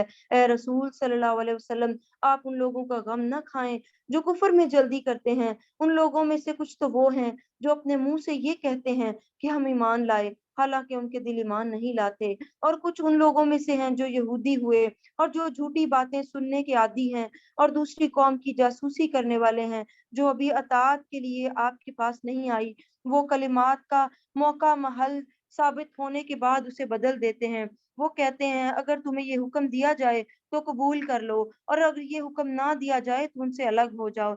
और जिसे अल्लाह फितने में डालना चाहे, तो आप अल्लाह की तरफ से उसके बारे में कतन कुछ इख्तियार नहीं रखते। वही लोग हैं जिनके बारे में अल्लाह ने उन्हें चाहा कि उनके दिलों को पाक करे, और उनके लिए दुनिया में रुसवाई है और आखिरत में उनके लिए बहुत बड़ा अजाब है। और वो झूठी बातें सुनने के आदी हैं और वो जी भर कर हराम खाने वाले हैं। हराम खाने वाले, हराम खाने वालों पे जन्नत हराम है। नबी सल्लल्लाहु अलैहि वसल्लम ने फरमाया, ए काब, बेशक वो खून और गोश्त जन्नत में दाखिल ना होगा जो हराम और रिश्वतखोरी पर पला और बड़ा हो। इसलिए अपनी औलादों को हलाल रिस्क दें, हलाल खाएं, تھوڑا ہو بے شک، لیکن وہ اچھا ہو، حلال ہو، کیونکہ آپ جو دیں گے وہی آئے گا۔ کبھی بھی ایسے نہیں ہوتا کہ آپ گندم بوئیں اور چنا نکل آئے، جو بوئیں گے وہی کاٹیں گے، جو بچوں کو آج کھلائیں گے اسی کا واپس پلٹے گا۔ اچھا دیں تاکہ واپس بھی اچھا آئے۔ پھر اگر وہ آپ کے پاس آئیں تو آپ کو اختیار ہے کہ ان کے درمیان فیصلہ کر دیں یا ان سے اعراض کریں، اور اگر وہ آپ ان سے منہ موڑ لیں گے تو بھی وہ آپ کو قطعاً کوئی نقصان نہیں پہنچا سکیں گے۔ اگر آپ ان کے درمیان کوئی فیصلہ کریں تو انصاف کے ساتھ کریں، بے شک اللہ انصاف کرنے والوں کو پسند کرتا ہے۔ اور وہ کیسے آپ سے فیصلے کرواتے ہیں جبکہ ان کے پاس تورات موجود ہے جس میں اللہ کا حکم ہے، پھر وہ اس حکم سے منہ موڑتے ہیں اور وہ ایمان لانے والے نہیں۔ بے شک ہم نے تورات نازل کی، اس میں ہدایت اور روشنی ہے، اسی کے ذریعے سے فیصلے کرتے تھے وہ انبیاء اور اللہ کی اطاعت کرنے والے تھے۔ ان لوگوں کے لیے جو یہودی تھے، اللہ والے اور علماء فیصلے کرتے تھے اس کے لیے کہ وہ اللہ کی کتاب کے نگران بنائے گئے تھے اور وہ اس پر گواہ تھے۔ چنانچہ تم لوگوں سے نہ ڈرو اور مجھ ہی سے ڈرو، اور میری آیتیں ایک تھوڑی قیمت پر نہ بیچو، اور جو لوگ اللہ کے نازل کیے ہوئے کے مطابق فیصلے نہ کریں وہی کافر ہیں۔ اور ہم نے تورات میں ان کے لیے لکھ دیا تھا کہ بے شک جان کے بدلے جان ہے، اور آنکھ کے بدلے آنکھ، اور ناک کے بدلے ناک، اور کان کے بدلے کان، اور دانت کے بدلے دانت، اور تمام زخموں کا قصاص ہے، یعنی بدلہ ہے۔ پھر جو شخص اسے معاف کر دے تو اس کے لیے کفارہ ہے، اور جو لوگ اللہ کے نازل ہوئے کے مطابق فیصلے نہ کریں تو وہی ظالم ہیں۔ بدلہ لے سکتے ہیں لیکن معافی پسندیدہ ہے۔ انس بن مالک رضی اللہ تعالیٰ عنہ فرماتے ہیں، میں نے دیکھا نبی صلی اللہ علیہ وسلم کے پاس جب بھی کوئی ایسا مقدمہ لایا جاتا جس پر قصاص ہوتا تو آپ صلی اللہ علیہ وسلم اس پر معاف کرنے کا حکم دیتے کہ بہتر ہے کہ معاف کر دو۔ رسول اللہ صلی اللہ علیہ وسلم نے فرمایا، جو بندہ کسی کے ظلم کو معاف کرے گا اللہ قیامت کے دن اس کی عزت کو بڑھائے گا۔ تو کبھی ایسا موقع ملے تو معاف کر دینا چاہیے، کیونکہ معاف کرنا بہترین کاموں میں سے ہے، بڑے دل والے لوگوں میں سے ہے۔ بڑے دل والے ہمیشہ معاف کر دیتے ہیں۔ پھر فرمایا، اور ہم نے ان لوگوں کے بعد عیسیٰ ابن مریم کو بھیجا جو اپنے سے پہلے نازل شدہ کتاب تورات کی تصدیق کرنے والے تھے، اور ہم نے انہیں انجیل دی جس میں ہدایت اور روشنی تھی، اور وہ اپنے سے پہلے کی کتاب تورات کی تصدیق کرنے والی تھی اور پرہیزگاروں کے لیے سراسر ہدایت اور نصیحت تھی۔ اور اہل انجیل کو چاہیے کہ اللہ نے اس میں جو کچھ نازل کیا ہے اس کے مطابق فیصلے کریں، اور جو لوگ اللہ کے نازل کیے ہوئے کے مطابق فیصلے نہ کریں تو وہی نافرمان ہیں۔ اور اے نبی صلی اللہ علیہ وسلم، ہم نے آپ پر یہ کتاب حق کے ساتھ نازل کی، یہ تصدیق کرنے والی ہے اس کتاب کی جو اس سے پہلے تھی، اور اس پر نگہبان ہے، چنانچہ آپ ان کے درمیان اللہ کی نازل کی ہوئی ہدایت کے مطابق فیصلے کریں، اور آپ کے پاس جو حق آیا ہے اسے نظر انداز کر کے اس کی خواہشات کی پیروی نہ کریں۔ ہم نے تم میں سے ہر ایک کے لیے ایک دستور اور طریقہ بنایا، اور اگر اللہ چاہتا تو تمہیں ضرور ایک امت بنا دیتا، لیکن وہ چاہتا ہے کہ تمہیں اس کتاب کے بارے میں آزمائے جو اس نے تمہیں دی، چنانچہ تم نیکیوں میں ایک دوسرے سے آگے بڑھو، اور تم سب نے اللہ ہی کی طرف لوٹ کر جانا ہے۔ پھر وہ تمہیں اس اصل حقیقت کو بتائے گا جس میں تم اختلاف کرتے رہتے تھے، اور اے نبی صلی اللہ علیہ وسلم، آپ ان لوگوں کے درمیان اس کے مطابق فیصلے کریں جو اللہ نے آپ پر نازل کیا ہے، اور ان کی خواہشات کی پیروی نہ کریں، اور ان سے ہوشیار رہیں، کہیں وہ آپ کو کسی ایسے حکم سے ادھر ادھر نہ کر دیں جو اللہ نے آپ پر اتارا ہے۔ پھر اگر وہ آپ سے منہ موڑ لیں تو جان لیں اللہ کا فقط یہی ارادہ ہے کہ ان کے بعض گناہوں کی وجہ سے انہیں سزا دے، اور بے شک ان لوگوں میں سے اکثر نافرمان ہیں، اکثر لوگ نافرمان ہیں۔ یہاں کہا جا رہا ہے کہ دنیا کی اکثریت جو ہے وہ کون ہے؟ جو اللہ کی بات نہیں مانتی۔ ہم کیا کرتے ہیں دنیا میں؟ ہم کن چیزوں کے پیچھے بھاگتے ہیں؟ ہم کہتے ہیں جو جیسا دیس ویسا بیس، جو دنیا کر رہی ہے وہ ہمیں کرنا ہے۔ ایسا نہیں ہونا چاہیے۔ ہم اگر کسی کنٹری میں جائیں، ہم اگر وہاں پہ رہیں تو بعض اوقات کیا ہوتا ہے، اچھی باپردہ لڑکیاں، لیکن وہ کسی دوسری کنٹری میں جاتی ہیں یا کہیں کسی مال میں جاتی ہیں تو وہ اپنے عبایا اتار دیتی ہیں، کہتی ہیں یہاں ہمیں لوگ کچھ اور سمجھیں گے۔ ایسا نہیں ہونا چاہیے کہ جو بس جیسی دنیا ویسا نہیں. اللہ تو ہر جگہ موجود ہے نا. اللہ تعالیٰ کا حکم تو ہر جگہ ایک ہی جیسا ہے. اس لیے انسان کو ہمیشہ اللہ کے حکم کو ماننا چاہیے, اس کی پیروی کرنی چاہیے. یہ نہیں کہ بس جیسا ہو گیا ویسا کر لیں. کہا اکثریت نافرمان ہے. ہمارے ہاں دیکھیں جب کوئی فیشن آتا ہے تو سارے کے سارے لوگ اسی کو فالو کرنے لگ جاتے ہیں, یہ نہیں دیکھتے یہ صحیح ہے یا غلط ہے. تو ہمیں یہ نہیں دیکھنا کہ کون کر رہا ہے, ہمیں یہ دیکھنا ہے کہ اللہ کا حکم کیا ہے. اور اللہ تعالیٰ خود فرما رہے ہیں کہ جو زیادہ تر لوگ ہیں وہ وہی کام کرتے ہیں جو اللہ کا حکم نہیں ہوتا, یعنی وہ نافرمانی کے کام کرتے ہیں. اور پھر پیچھے بات آئی تھی اختلاف کی. قرآن ایک ہے لیکن اختلاف بہت زیادہ آ جاتے ہیں. اس لیے جب بھی کوئی اختلافی مسئلہ بیان کرے, جب کوئی اختلاف والی بات کرے تو بچ کے گزر جائیں, فوراً کہیں میں نہیں اس بارے میں جانتی, قرآن اور حدیث اس کا بہترین فیصلہ کرتا ہے. قرآن کو سامنے رکھیں, حدیث کو سامنے رکھیں, اور جو آپ کو جواب ملتا ہے اس کو ایکسیپٹ کریں, اور ان چھوٹی چھوٹی باتوں کو لے کے جھگڑوں میں نہ پڑیں. پھر فرمایا کیا پھر جاہلیت کا تم فیصلہ چاہتے ہو, اور جو کوئی قوم اللہ پر یقین رکھتی ہے اللہ کے نزدیک اللہ سے بہتر فیصلہ کرنے والا کون ہے. اور اے لوگوں جو ایمان لائے ہو, یہودیوں اور عیسائیوں کو دوست نہ بناؤ, وہ آپس میں ایک دوسرے کے دوست ہیں, اور تم میں سے کوئی جو ان سے دوستی رکھے گا تو بے شک وہ انہی میں سے ہوگا, یقیناً اللہ ظالم لوگوں کو ہدایت نہیں دیتا. یہاں پہ ویسے ان سے رابطہ رکھنے میں, دوستی رکھنے میں منع نہیں کیا گیا. اب جو لوگ باہر کے ملکوں میں رہتے ہیں ان کے بچوں کے یا ان کے تعلقات ہوتے ہیں غیر مسلموں سے بھی ہوتے ہیں, یہ منع نہیں ہے, بلکہ ان سے دل سے تعلق رکھنا منع ہے کہ دلی تعلق نہیں ہوگا ان سے. یعنی وہ آپ کے اتنے کلوز نہ ہوں کہ آپ ان سے اپنا ہر راز شیئر کر رہے ہوں, یا آپ کے بچے جا کے ان کی گیدرنگ میں بیٹھیں, یا وہ آپ کے ہر گیدرنگ میں موجود ہوں. تو اس کی غلطی کیا ہوگی یہاں پہ, مسئلہ کیا ہوگا اس میں, کیوں روکا جا رہا ہے؟ کیونکہ جب آپ کے بچے جائیں گے, دوستی حد سے زیادہ ہو نا, تو بچہ دوست کو فالو کرنے لگ جاتا ہے. تو اس وقت کیا ہوگا, جب آپ کا بچہ ان کے ساتھ زیادہ رہے گا, ہر وقت رہے گا, ان کی باتوں کو بہت زیادہ مانے گا, سمجھے گا, کیونکہ دوست کی بات obviously ایکسیپٹ کی جاتی ہے. تو پھر کیا ہوگا, وہ بھی انہی جیسا ڈریس پہنے گا, انہی جیسی باتیں کرے گا, تو دین کا خطرہ ہے. پھر اس لیے منع کیا گیا. پھر فرمایا اے نبی صلی اللہ علیہ وسلم پس آپ ان لوگوں کو دیکھتے ہیں جن کے دلوں میں منافقت کا روگ ہے کہ وہ دوڑ کر ان یہودیوں میں جاتے ہیں اور ان سے کہتے ہیں ہم ڈرتے ہیں کہ ہمیں کوئی مصیبت نہ پہنچے, پھر قریب ہے کہ اللہ تمہیں فتح عطا کرے, یا اپنی طرف سے کوئی اور بات ظاہر کرے, تو یہ لوگ اپنی منافقت پر پچھتائیں گے جسے وہ اپنے دلوں میں چھپائے ہوئے ہیں. اور اس وقت یہ لوگ ایمان لائے اور اس وقت وہ لوگ جو ایمان لائے ہیں کہیں گے کیا یہی وہ لوگ ہیں جنہوں نے بڑی زبردست اللہ کی قسمیں کھائی تھیں کہ بے شک وہ تمہارے ساتھ ہیں, ان کے عمل برباد ہو گئے, چنانچہ وہ خسارہ پانے والوں میں سے ہو گئے.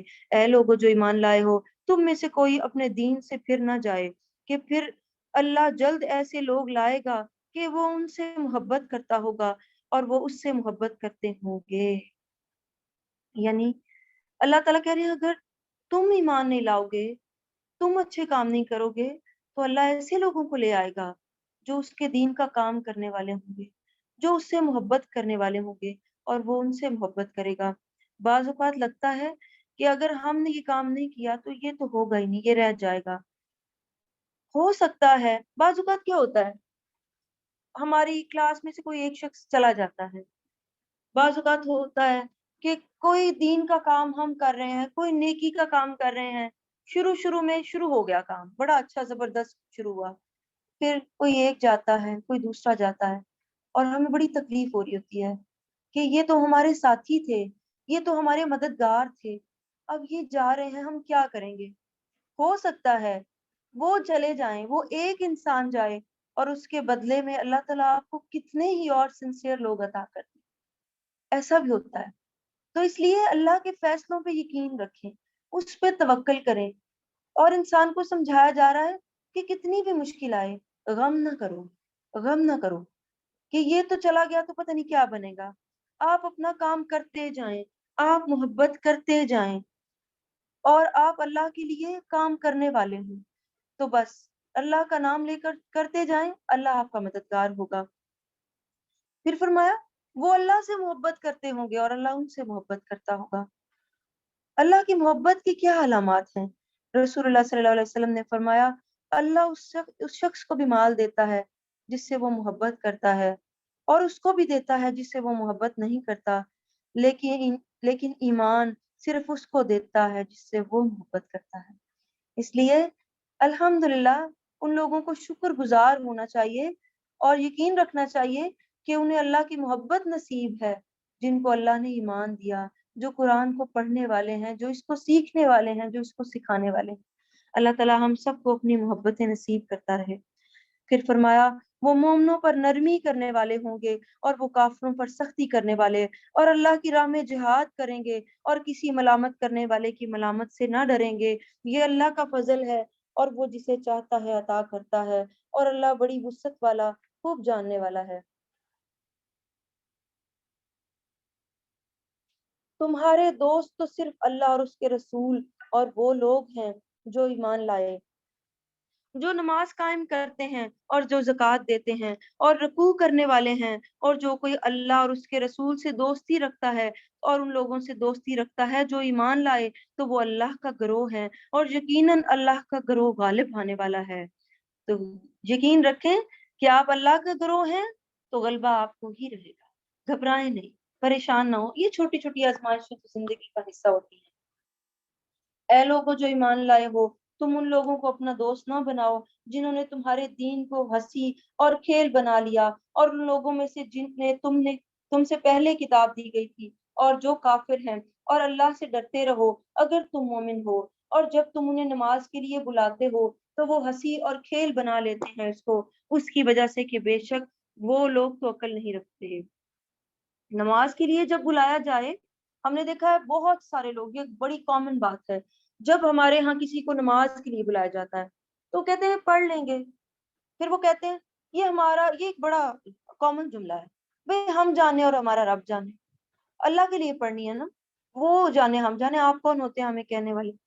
رسول اللہ صلی اللہ علیہ وسلم نے فرمایا جب مؤذن کو سنو تو وہ کہو جو وہ کہتا ہے، یعنی اذان جب ہو، اعلان کیا جائے، یہاں تو عام جو بلاتا ہے اس کی بات بھی ہے اور اذان دینے والے کی بھی، یہی ہوتا ہے نا، جب کوئی اذان دے رہا ہوتا ہے تو کیا ہوتا ہے، ہم سادہ کہہ دیتے ہیں بس، جب کوئی نماز اذان ہو پھر بھی نہیں اٹھ رہا تو اس کا مطلب ہے کیا کہہ رہا ہے کہ میں نہیں پڑھ رہا۔ فرمایا جب کوئی مؤذن، تم کسی اذان کی آواز سنو تو وہ کہو جو وہ کہتا ہے، اور مجھ پر درود پڑھو، یعنی اذان کے بعد درود پڑھنا چاہیے، اور جس نے مجھ پر ایک بار درود پڑھا اللہ اس پر 10 رحمتیں نازل کرتا ہے۔ پھر میرے لیے اللہ سے وسیلہ طلب کرو، یہ اذان کے بعد جو ہم دعا پڑھتے ہیں اللہم رب هذه الدعوة التامة والصلاة القائمة وآت محمدا الوسیلة والفضیلہ، یہ وسیلہ اس کو کہا گیا ہے۔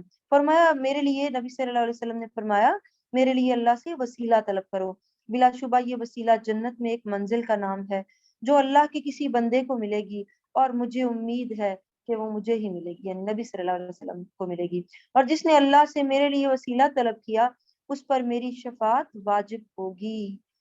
تو اس وقت دعائیں کیا کریں کیونکہ اذان کے بعد دعا رد نہیں ہوتی، اور جب کوئی نیکی کے کاموں کی طرف بلائے تو آنا چاہیے۔ فرمایا اے نبی صلی اللہ علیہ وسلم کہہ دیجئے اے اہل کتاب، کیا تم ہم سے اس وجہ سے ناراض ہوتے ہو کہ ہم اللہ پر اور اس چیز پر جو ہماری طرف نازل کی گئی ہے اور ہم سے جو پہلے نازل کی گئی کتابوں پر ایمان رکھتے ہیں، اور بے شک تم میں سے اکثر نافرمان ہیں۔ اے نبی صلی اللہ علیہ وسلم کہہ دیجئے کیا میں تمہیں اس شخص کے بارے میں نہ بتا دوں جو جزا کے اعتبار سے اللہ کے نزدیک اس سے بھی بدتر ہے؟ یہ وہ شخص ہے کہ اللہ نے اس پر لعنت کی اور اس پر اپنا غضب نازل کیا، اور ان میں سے بعض کو بندر اور سور بنا دیا، اور اس شخص نے شیطان کی بندگی کی، وہی لوگ بدتر درجے میں ہیں اور سیدھی راہ سے وہ سب سے زیادہ گمراہ ہیں۔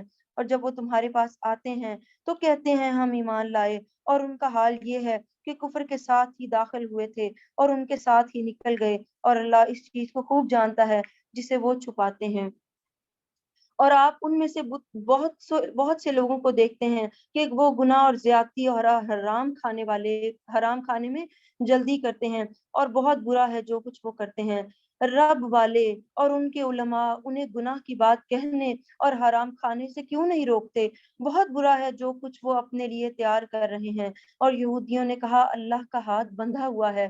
بند گئے انہی کے ہاتھ، اور لعنت پڑی ان پر ان کے اس قول کی، ان کی اس بات کی وجہ سے، بلکہ اللہ کے تو دونوں ہاتھ کھلے ہوئے ہیں، یا وہ جسے جیسے چاہے خرچ اور وہ جیسے چاہے خرچ کرتا ہے۔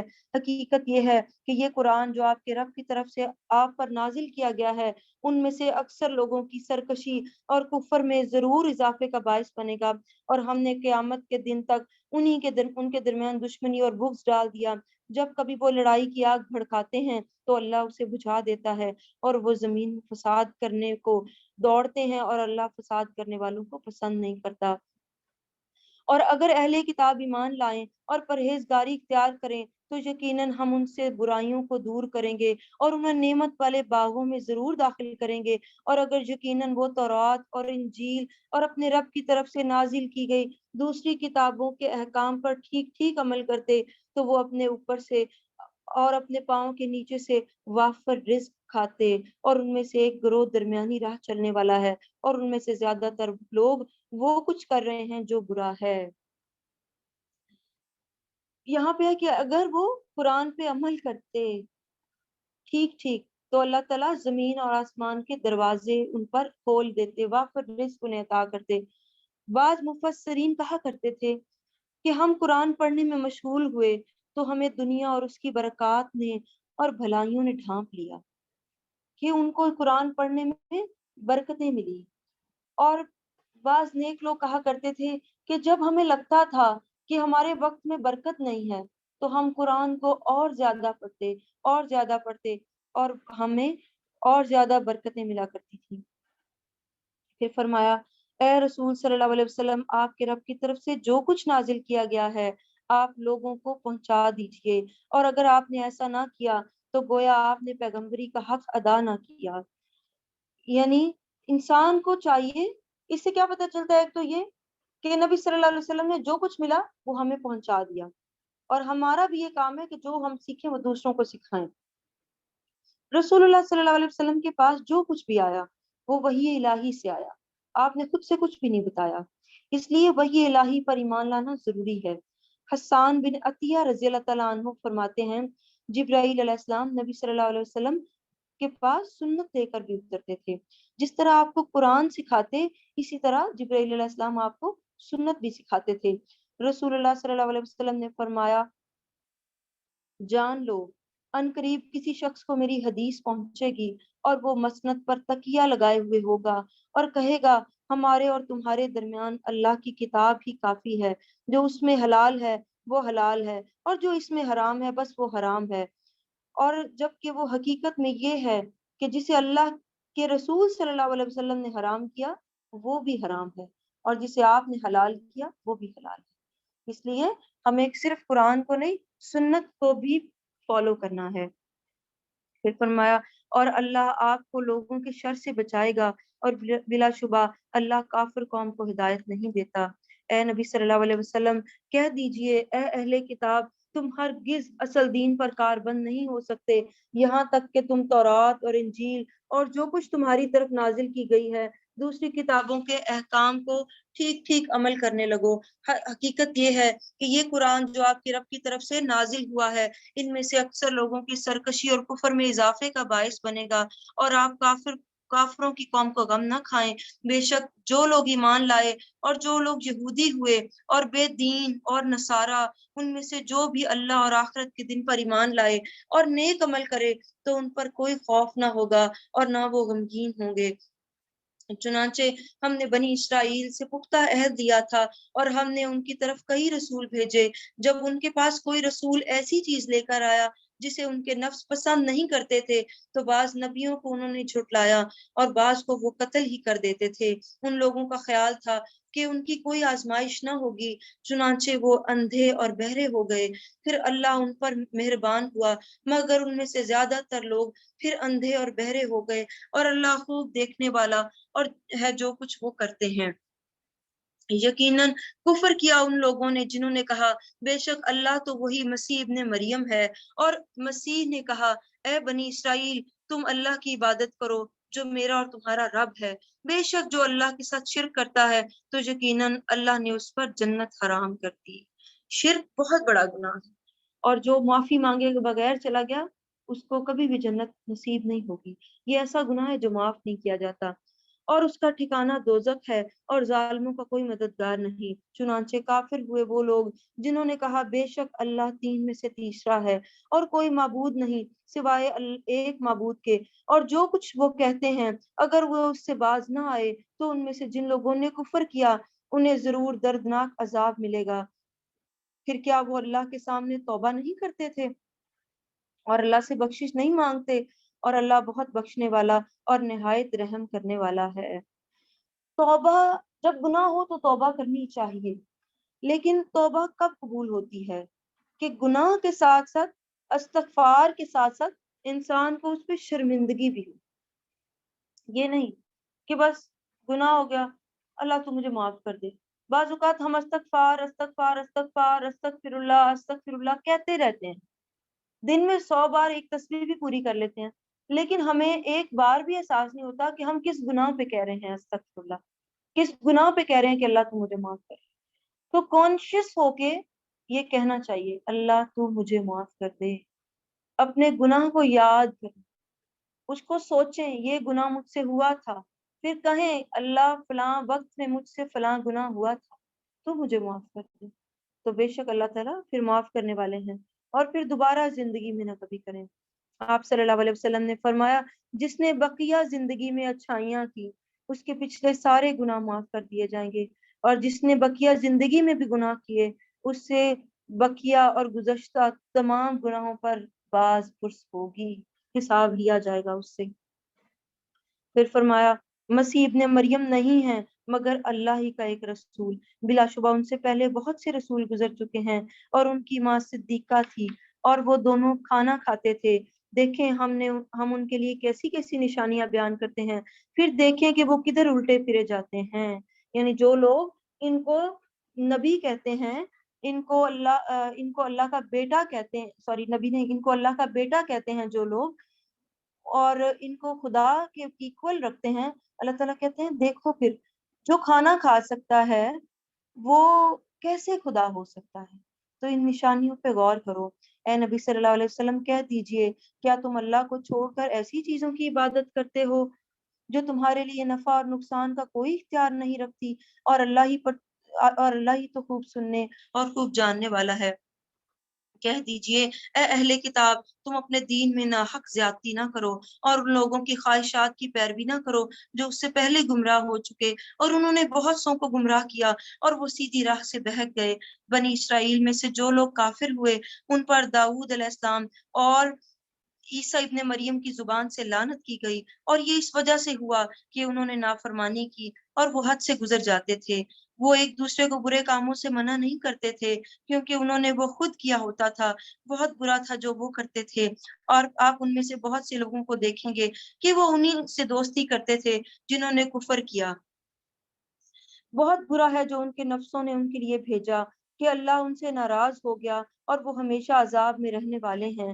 اور اگر ایسا ہوتا کہ وہ اللہ پر اور اس کے نبی پر اور ان پر ایمان لاتے تو وہ جو اس پر نازل کیا گیا تھا اور ان کافروں کو دوست نہ بناتے، لیکن ان میں سے زیادہ تر لوگ نافرمان ہیں۔ اے نبی صلی اللہ علیہ وسلم یقیناً آپ لوگوں میں اہل ایمان سے عداوت رکھنے میں سخت ترین یہودیوں اور مشرکوں کو پائیں گے، اور اہل ایمان سے دوستی رکھنے میں ضرور قریب ترین ان لوگوں کو پائیں گے جنہوں نے کہا بے شک ہم نصارہ ہیں، اور اسی کی وجہ سے ہے کہ بے شک ان میں سے کچھ عالم ہیں اور کچھ دنیا سے الگ تھلگ رہنے والے ہیں کہ وہ ان پر غرور نہیں کرتے۔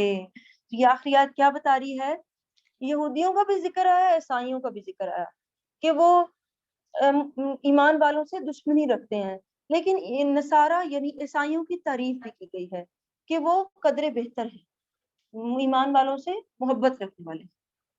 تو یہاں سے خاص طور پہ یہ بات بھی آئی کہ ان پھر دوبارہ اس پارہ میں 2 سے 3 بار یہ بات آئی کہ تم نے یہود و نصارہ سے دوستی نہیں رکھنی، دلی دوست نہیں رکھنا، ان سے بہت زیادہ حد سے نہیں بڑھنا، کہ تعلقات میں مناسب اعتدال. تو ہر چیز جب ہم اعتدال میں کریں گے اور دین کے راستے پہ چلیں گے تو یقیناً اللہ تعالیٰ ہمیں بہترین اس کا اجر بھی دے گا اور ہمیں بہترین ایمان والوں میں سے بھی رکھے گا. اللہ تعالیٰ ہم سب کو اب ہدایت دے. اللہ تعالیٰ ہم سب کو قرآن پہ چلنے والا، اس کو سیکھنے والا، اس کو سکھانے والا بنائے. جزاکم اللہ خیرن کثیرہ کہ آپ لوگ آئے، آپ نے سنا. اللہ تعالیٰ آپ کا یہ سیکھنا، آپ کا سننا، آپ کا بیٹھنا قبول و منظور فرمائے. آمین. پہلے دعا ہم مانگ لیتے ہیں. آج کی جو دعا ہے بہت ہی خوبصورت دعا ہے، اور پہلے میں خود پڑھتی ہوں، اس کے بعد جو میرے ساتھ پڑھنا چاہے موسٹ ویلکم، وہ ضرور پڑھ سکتا ہے. چلیں شروع کرتے ہیں. سب سے پہلے اللہم اغفر لی ذنبی کلہ دقہ وجلہ وأولہ وآخرہ وعلانیتہ وسرہ. یہ بہت ہی خوبصورت دعا ہے. اے اللہ میرے سب گناہوں کو بخش دے، وہ تھوڑے ہوں یا زیادہ ہوں، پہلے والے ہوں، موجودہ ہوں یا کھلے ہوں یا چھپے ہوں، میرے سارے گناہوں کو معاف کر دے.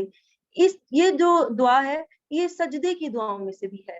تو آپ اس دعا کو اپنے جب سجدہ کریں نماز میں تو اس وقت بھی آپ یہ دعا مانگ سکتے ہیں، اس دعا کو وہاں بھی پڑھ سکتے ہیں. اللہ تعالیٰ قبول کریں. جی آپ میں سے کوئی ایسا ہے جو اس دعا کو میرے ساتھ پڑھنا چاہتا ہے؟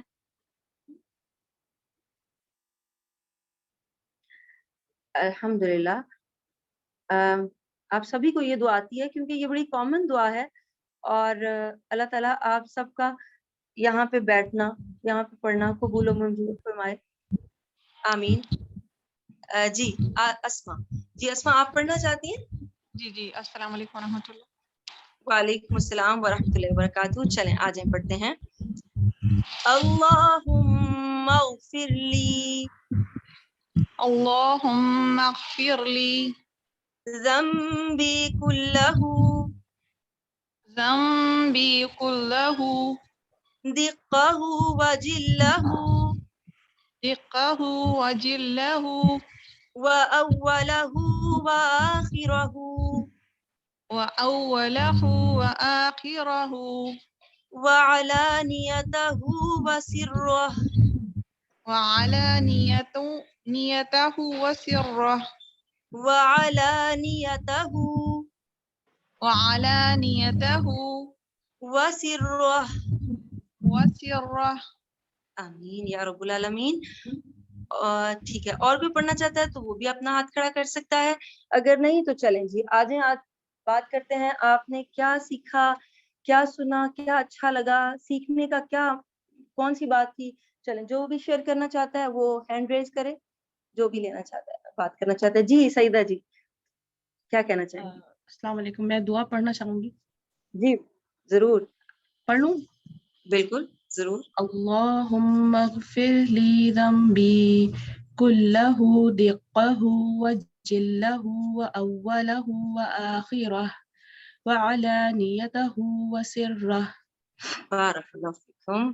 اللہ تعالیٰ قبول کریں. آمین. جی کچھ کہنا چاہیں گی؟ سبحان اللہ، بارک اللہ فیک. آپ نے اتنی خوبصورت انداز میں پارے کو وائنڈ اپ کیا اور ہر چیز جو خوبصورتی سے ایکسپلین کر دی گئی. آپ سبحان اللہ، اللہ سبحانہ و تعالیٰ آپ سے قبول فرمائے. جزاکم اللہ خیر کثیرا. ایک آیت جو بہت خوبصورت تھی اس پارے میں، آیت نمبر 54، کہ اللہ سبحانہ و تعالیٰ فرماتے ہیں کہ تو ان قریب اللہ ایسی قوم کو لے آئے گا جن سے جو اللہ سے محبت کرتے ہوں گے اور اللہ ان سے محبت کرتا ہوگا. سبحان اللہ. اتنی خوبصورت اور موٹیویشن آیا ہے ہمارے لیے کہ ہم دیکھیں کہ ہمارا جو سینٹر آف لائف ہے، جو ہمارا centre of life of direction ہے، وہ کہاں ہے. مطلب ہمیں یہاں سے پتہ چلے گا کہ ہم اللہ سبحانہ و تعالیٰ سے کتنی محبت کرتے ہیں. اگر ہمارا centre of life, centre of direction اللہ کی طرف ہے تو اللہ سبحانہ و تعالیٰ ہم سے محبت کریں گے. تو اس کو کیسے پتہ چلے گا؟ اس کی رحمت سے، اس کی توفیق سے. اور ساتھ ساتھ ہم اس کا شکر ادا کرتے رہیں گے تو اور زیادہ رحمتیں ہم پہ نازل ہوتی رہیں گی. لیکن اگر ہم اس کے دین سے محبت نہیں کریں گے، اس پہ نہیں چلیں گے، اس کی طرف نہیں آئیں گے، تو اللہ سبحانہ و تعالیٰ تو ہر چیز پہ قادر ہے، تو وہ تو سب کچھ کر سکتا ہے، ویسے کون کو بھی لے آئے گا، اس کو ضرورت نہیں ہے ہماری، اور ہمیں اس کی ضرورت ہے. ہمیں یہاں سے یہ سمجھ آ رہی ہے کہ ہمیں اس کی ضرورت ہے، اسے ہماری ضرورت نہیں ہے، اسے صرف ان لوگوں کی ضرورت ہے جو اس سے محبت کرتے ہیں. بس اب ہم نے اپنا جو بنانا ہے کہ ہم کس سے محبت کرتے ہیں. اگر ہم اپنے رب سے محبت کرتے ہیں تو یاد رکھیں اللہ بھی ہم سے سبحانہ و تعالیٰ بھی ویسے ہی محبت کریں گے.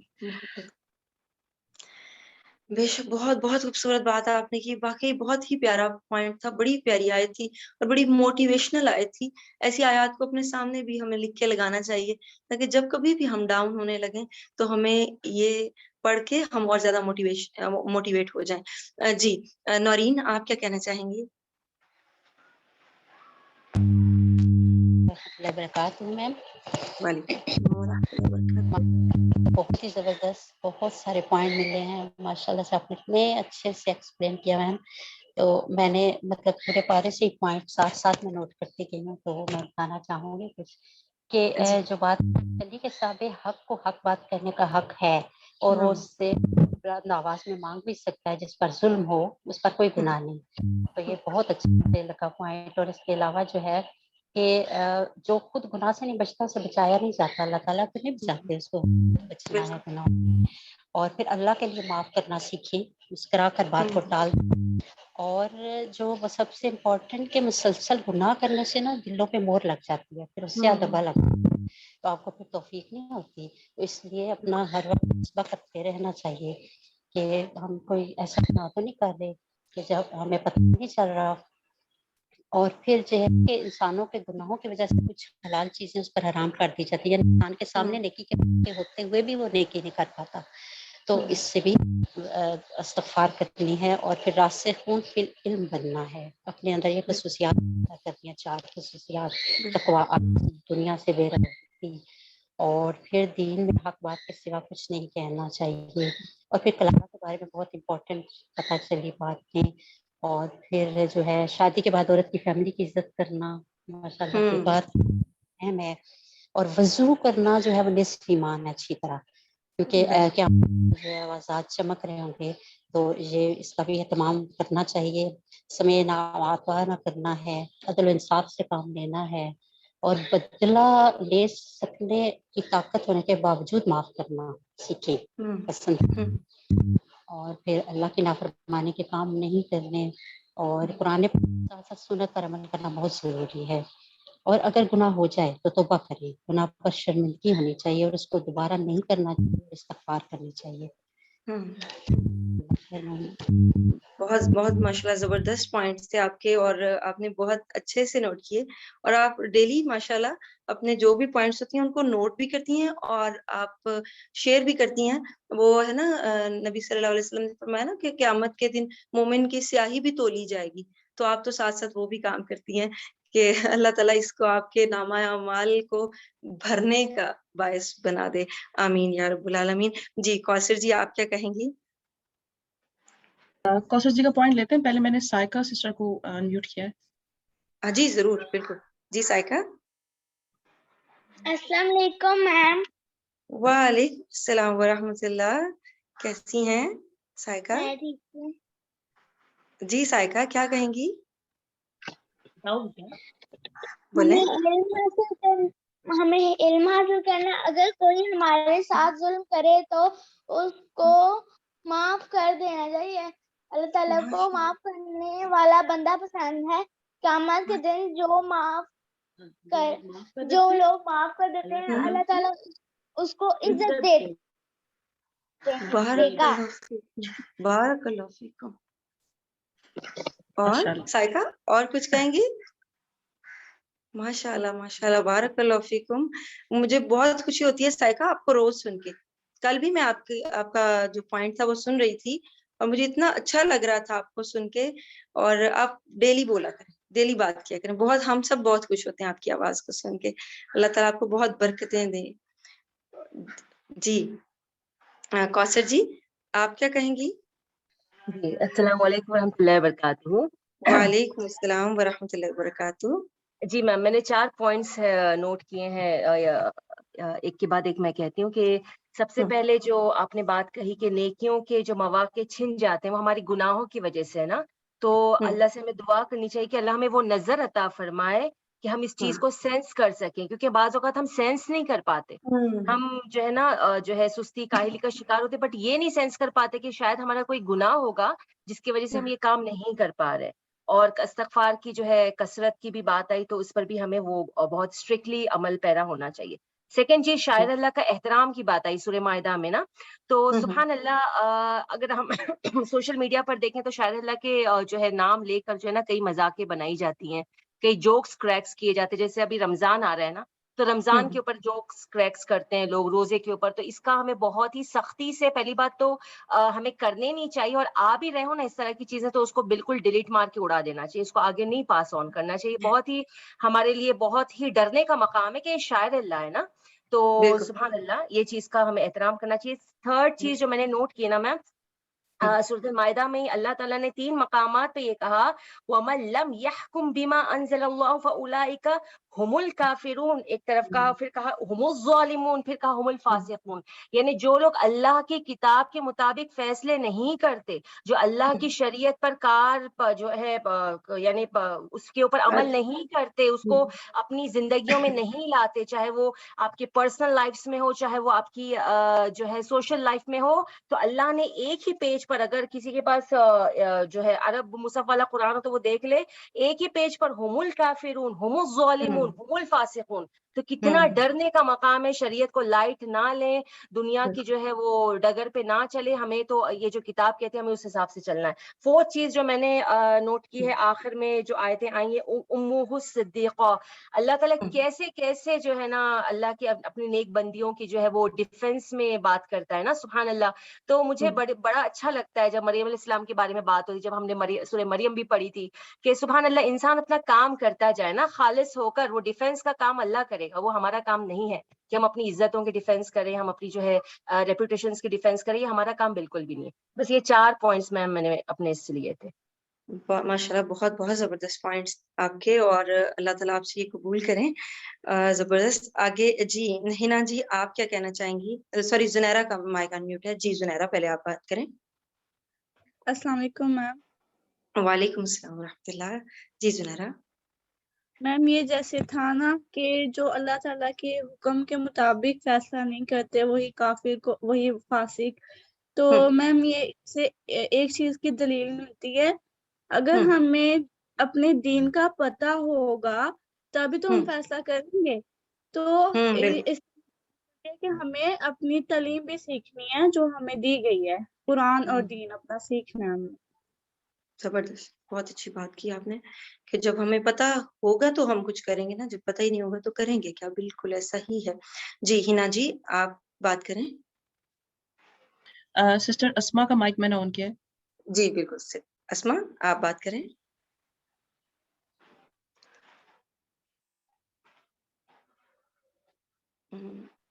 دوبارہ جی۔ جی السلام علیکم ورحمۃ اللہ۔ وعلیکم السلام ورحمۃ اللہ وبرکاتہ۔ جی اسما کیا کہیں گی؟ سسٹر کوثر کی بات کو تھوڑا آگے لے کر چلوں گی، انہوں نے بتایا نا کہ گناہ کا پتہ ہونا ضروری ہے، تو یہ واقعی بہت اہم بات ہے، میں نے اپنی زندگی بھی نوٹ کی ہے، کیونکہ ہم سب کا ایک زمانہ جاہلیت رہا ہوتا ہے، ہمیں سمجھ نہیں آتی اس میں، تو ہر کسی کا ایک پاسٹ ہوتا ہے۔ الحمدللہ اب تو علم کافی بڑھ گیا ہے اور لوگوں میں اویئرنیس آنی شروع ہو گئی ہے، جب تک آپ ریئلائز نہیں کرتے ہو کہ بات غلط ہے تو اس کو سارٹ آؤٹ نہیں کر سکتے نا، سولوشن نہیں نکالا جا سکتا۔ جب پتہ لگتا ہے کہ ہاں بھئی یہ غلطی ہے، یہ گناہ ہے، یہ کیا ہے یا یہ غلطی ہے، اس کو سدھارنی ہے، تبھی انسان آگے جا سکتا ہے۔ جب تک آپ اس کو ریئلائز نہ کریں، جب ہم کچھ غلط کر رہے ہوتے ہیں، کوئی گناہ کر رہے ہوتے ہیں، اس کو گناہ سمجھتے ہی نہیں ہیں، تو پھر تو وہ اور زیادہ بڑھتا ہے، ہم اس میں اور زیادہ بلکہ بڑا فخر فیل کرتے ہیں، جیسے ابھی تک ہمارے یہی تھے کہ حجاب نہ کرنے پہ فخر ہوتا تھا اور ساری اس طرح کے کام، لیکن جب انسان کو سمجھ آنی شروع ہو جاتی ہے تو تب، اور یہ توفیق اللہ کی طرف سے آتی ہے، اور بہت زیادہ دعا کرنی چاہیے، بہت دعا کی ضرورت ہوتی ہے کہ اللہ تعالیٰ ہمیں وہ ہماری غلطیاں اور خامیاں دکھا دے کہ جس وجہ سے ہم اور زیادہ گناہوں میں دھنستے جا رہے ہیں. تو پھر جب ایک دفعہ اللہ تعالیٰ توفیق دے دیتے ہیں پھر الحمدللہ خود ہی راستے کھلنے شروع ہو جاتے ہیں. بالکل ایسے لگتا ہے جیسے کسی نے لٹرلی، میں نے اپنی لائف میں یہ نوٹ کیا ہے کہ ایسے لگتا ہے آنکھوں سے پٹی ہٹا دی کسی نے. بالکل انسان کہتا ہے کہ ابھی تک تو اندھیرے میں تھا، کچھ پتہ ہی نہیں تھا، کچھ سمجھ نہیں تھی. تو یہ شیئر کرنا چاہتی ہوں اپنا کچھ پرسنل ایکسپیرینس. بہت بہت بہت زبردست، اور آپ کا ایکسپیرینس بھی اور آپ کا پوائنٹ بھی بہت ہی زبردست. اور واقعی ایسا ہے کہ پھر جب پٹی اترتی ہے آنکھوں سے تو پھر سمجھ آتی ہے کہ اچھا کیا تھے، اور یہ اس کا اترنا بھی بہت ضروری ہے. اللہ تعالیٰ واقعی ہمیں ایسا بنائے کہ ہمیں اپنے گناہ، اپنی غلطیاں نظر آنے لگ جائیں. جی ہنا، آپ کیا کہنا چاہیں گی؟ استاذہ میں یہ پوائنٹ ایڈ کرنا چاہوں گی کہ جو بالکل اسٹارٹنگ میں تھا نا پارا کے، ماشاءاللہ الحمدللہ بہت پیارا پوائنٹ تھا اور ہمارے لیے اس میں بہت کچھ سیکھنے کا تھا. ایک بات تو یہ کہ جیسے ہے نا کہ زیادتی، مطلب اگر آپ کے ساتھ زیادتی ہوگی تو وہ آپ اگر کسی کو بتانا چاہیں تو اس میں بھی یہ ہے کہ مطلب ہم صرف اتنا اسی بندے کے ساتھ ہی وہ بات کریں یا اتنی ہی بات کریں جتنی ہمارے ساتھ زیادتی ہوئی ہے، اور صرف اسی بندے کے آگے ہم بات کریں جو ہمیں لگتا ہے کہ ہمیں انصاف دلا سکتا ہے یا کچھ ہمارا ہیلپ کر سکتا ہے. ہم کیونکہ عموماً کیا ہوتا ہے کہ ہم پہ شاید زیادتی اتنی نہیں ہوئی ہوتی لیکن ہم اس کی چرچا گیری اتنی زیادہ کر دیتے ہیں، ہر جگہ بیٹھتے ہیں اور اس بندے کو اتنا زیادہ بات کرتے ہیں کہ ہمارے اور اس کے درمیان میں کوئی فرق نہیں رہ جاتا. تو انشاءاللہ تعالیٰ یہ پوائنٹ ہے کہ اگر کوئی بات ہے بھی تو اس کو اتنا اس کی چرچا گیری نہیں کرنی، کہ مطلب اس کو صرف اس بندے تک ہی لے کے جانا ہے جس سے ہمیں لگتا ہے کہ شاید کہ ہمارا اس بندہ جو ہے نا ہماری کوئی ہیلپ کر سکتا ہے. ادروائز کسی اور کے ساتھ بات شیئر کرنے کی ضرورت نہیں ہے، وہ بھی جو آپ کے ساتھ ظلم ہوا ہے اس کے بارے میں بھی. بالکل بالکل، بہت زبردست آپ کی بھی یہ بات. اور واقعی یہ ہوتا ہے، ہمیں خود پتہ چل رہا ہوتا ہے کہ ہم نے کیا کیا کچھ کیا ہے اور کہاں کہاں غلطیاں کرتے رہے ہیں جب ایسی چیزیں سامنے آتی ہیں. اور حقیقت میں ایسا ہی ہے کہ ہم بات اتنی ہوتی نہیں ہے جتنی اس کو بڑھا دیتے ہیں، اور پھر نشر کرنا اور اس کو جا کے بتانا. بہت سی جگہوں پہ خرابیاں اسی جگہ بات کی وجہ سے آ جاتی ہیں. سسرال کے ساتھ تعلقات، ہسبینڈ وائف کے تعلقات، جب ہم جا کے ہر ایک کو جا کے بتاتے ہیں اور پھر تو وہاں پہ خرابی پیدا ہوتی ہے. بتانے کا منع نہیں کیا گیا، لیکن جو آپ کے معاملے کا حل نکال سکتا ہو وہاں تک کسی ایک پرسن کو کہا گیا کہ آپ اس کو بتا سکتے ہیں. اللہ تعالیٰ ہم سب کو اچھے کام کرنے کی توفیق دیں. اگر ہم ان سارے پوائنٹس میں سے کوئی ایک پوائنٹ بھی اپنے سائڈ پہ اپنے گھر میں کہیں لگا کے رکھ دیں کہ میں نے آج کا میرا یہ پوائنٹ ہے اور اس کو میں نے اپنے اندر لے کے آنا ہے، تو امید ہے کہ یہ رمضان کے آنے والے جو 30 دن ہیں وہ ہمیں ایک ایسا انسان بنا دیں کہ جو بخشے ہوئے بھی ہوں، گناہوں سے پاک بھی ہوں، اور جن سے اللہ راضی ہو جائے. کوشش ہم کر سکتے ہیں اور دینے والا اللہ ہے. تو اللہ تعالیٰ ہمیں کوششیں کرنے والا بنائے. اللہ تعالیٰ ہم سے یہ جو ایفرٹس ہیں یہ قبول کر لے. آپ سب کا بہت شکریہ، آپ سب کے یہاں سننے کا، بیٹھنے کا. اللہ تعالیٰ آپ سب کے آنے کو قبول کریں، اور اللہ تعالیٰ ہم سب کو اسی طرح اپنے عرش کے سائے تلے جمع کریں. جزاکم اللہ خیرا کثیرا. سبحانک اللہم و بحمدک، اشہد ان لا الہ الا انت، استغفرک و اتوب الیک. السلام علیکم ورحمۃ اللہ وبرکاتہ. وعلیکم السلام ورحمۃ اللہ وبرکاتہ. جزاکم اللہ خیرا کثیرا جمیعا.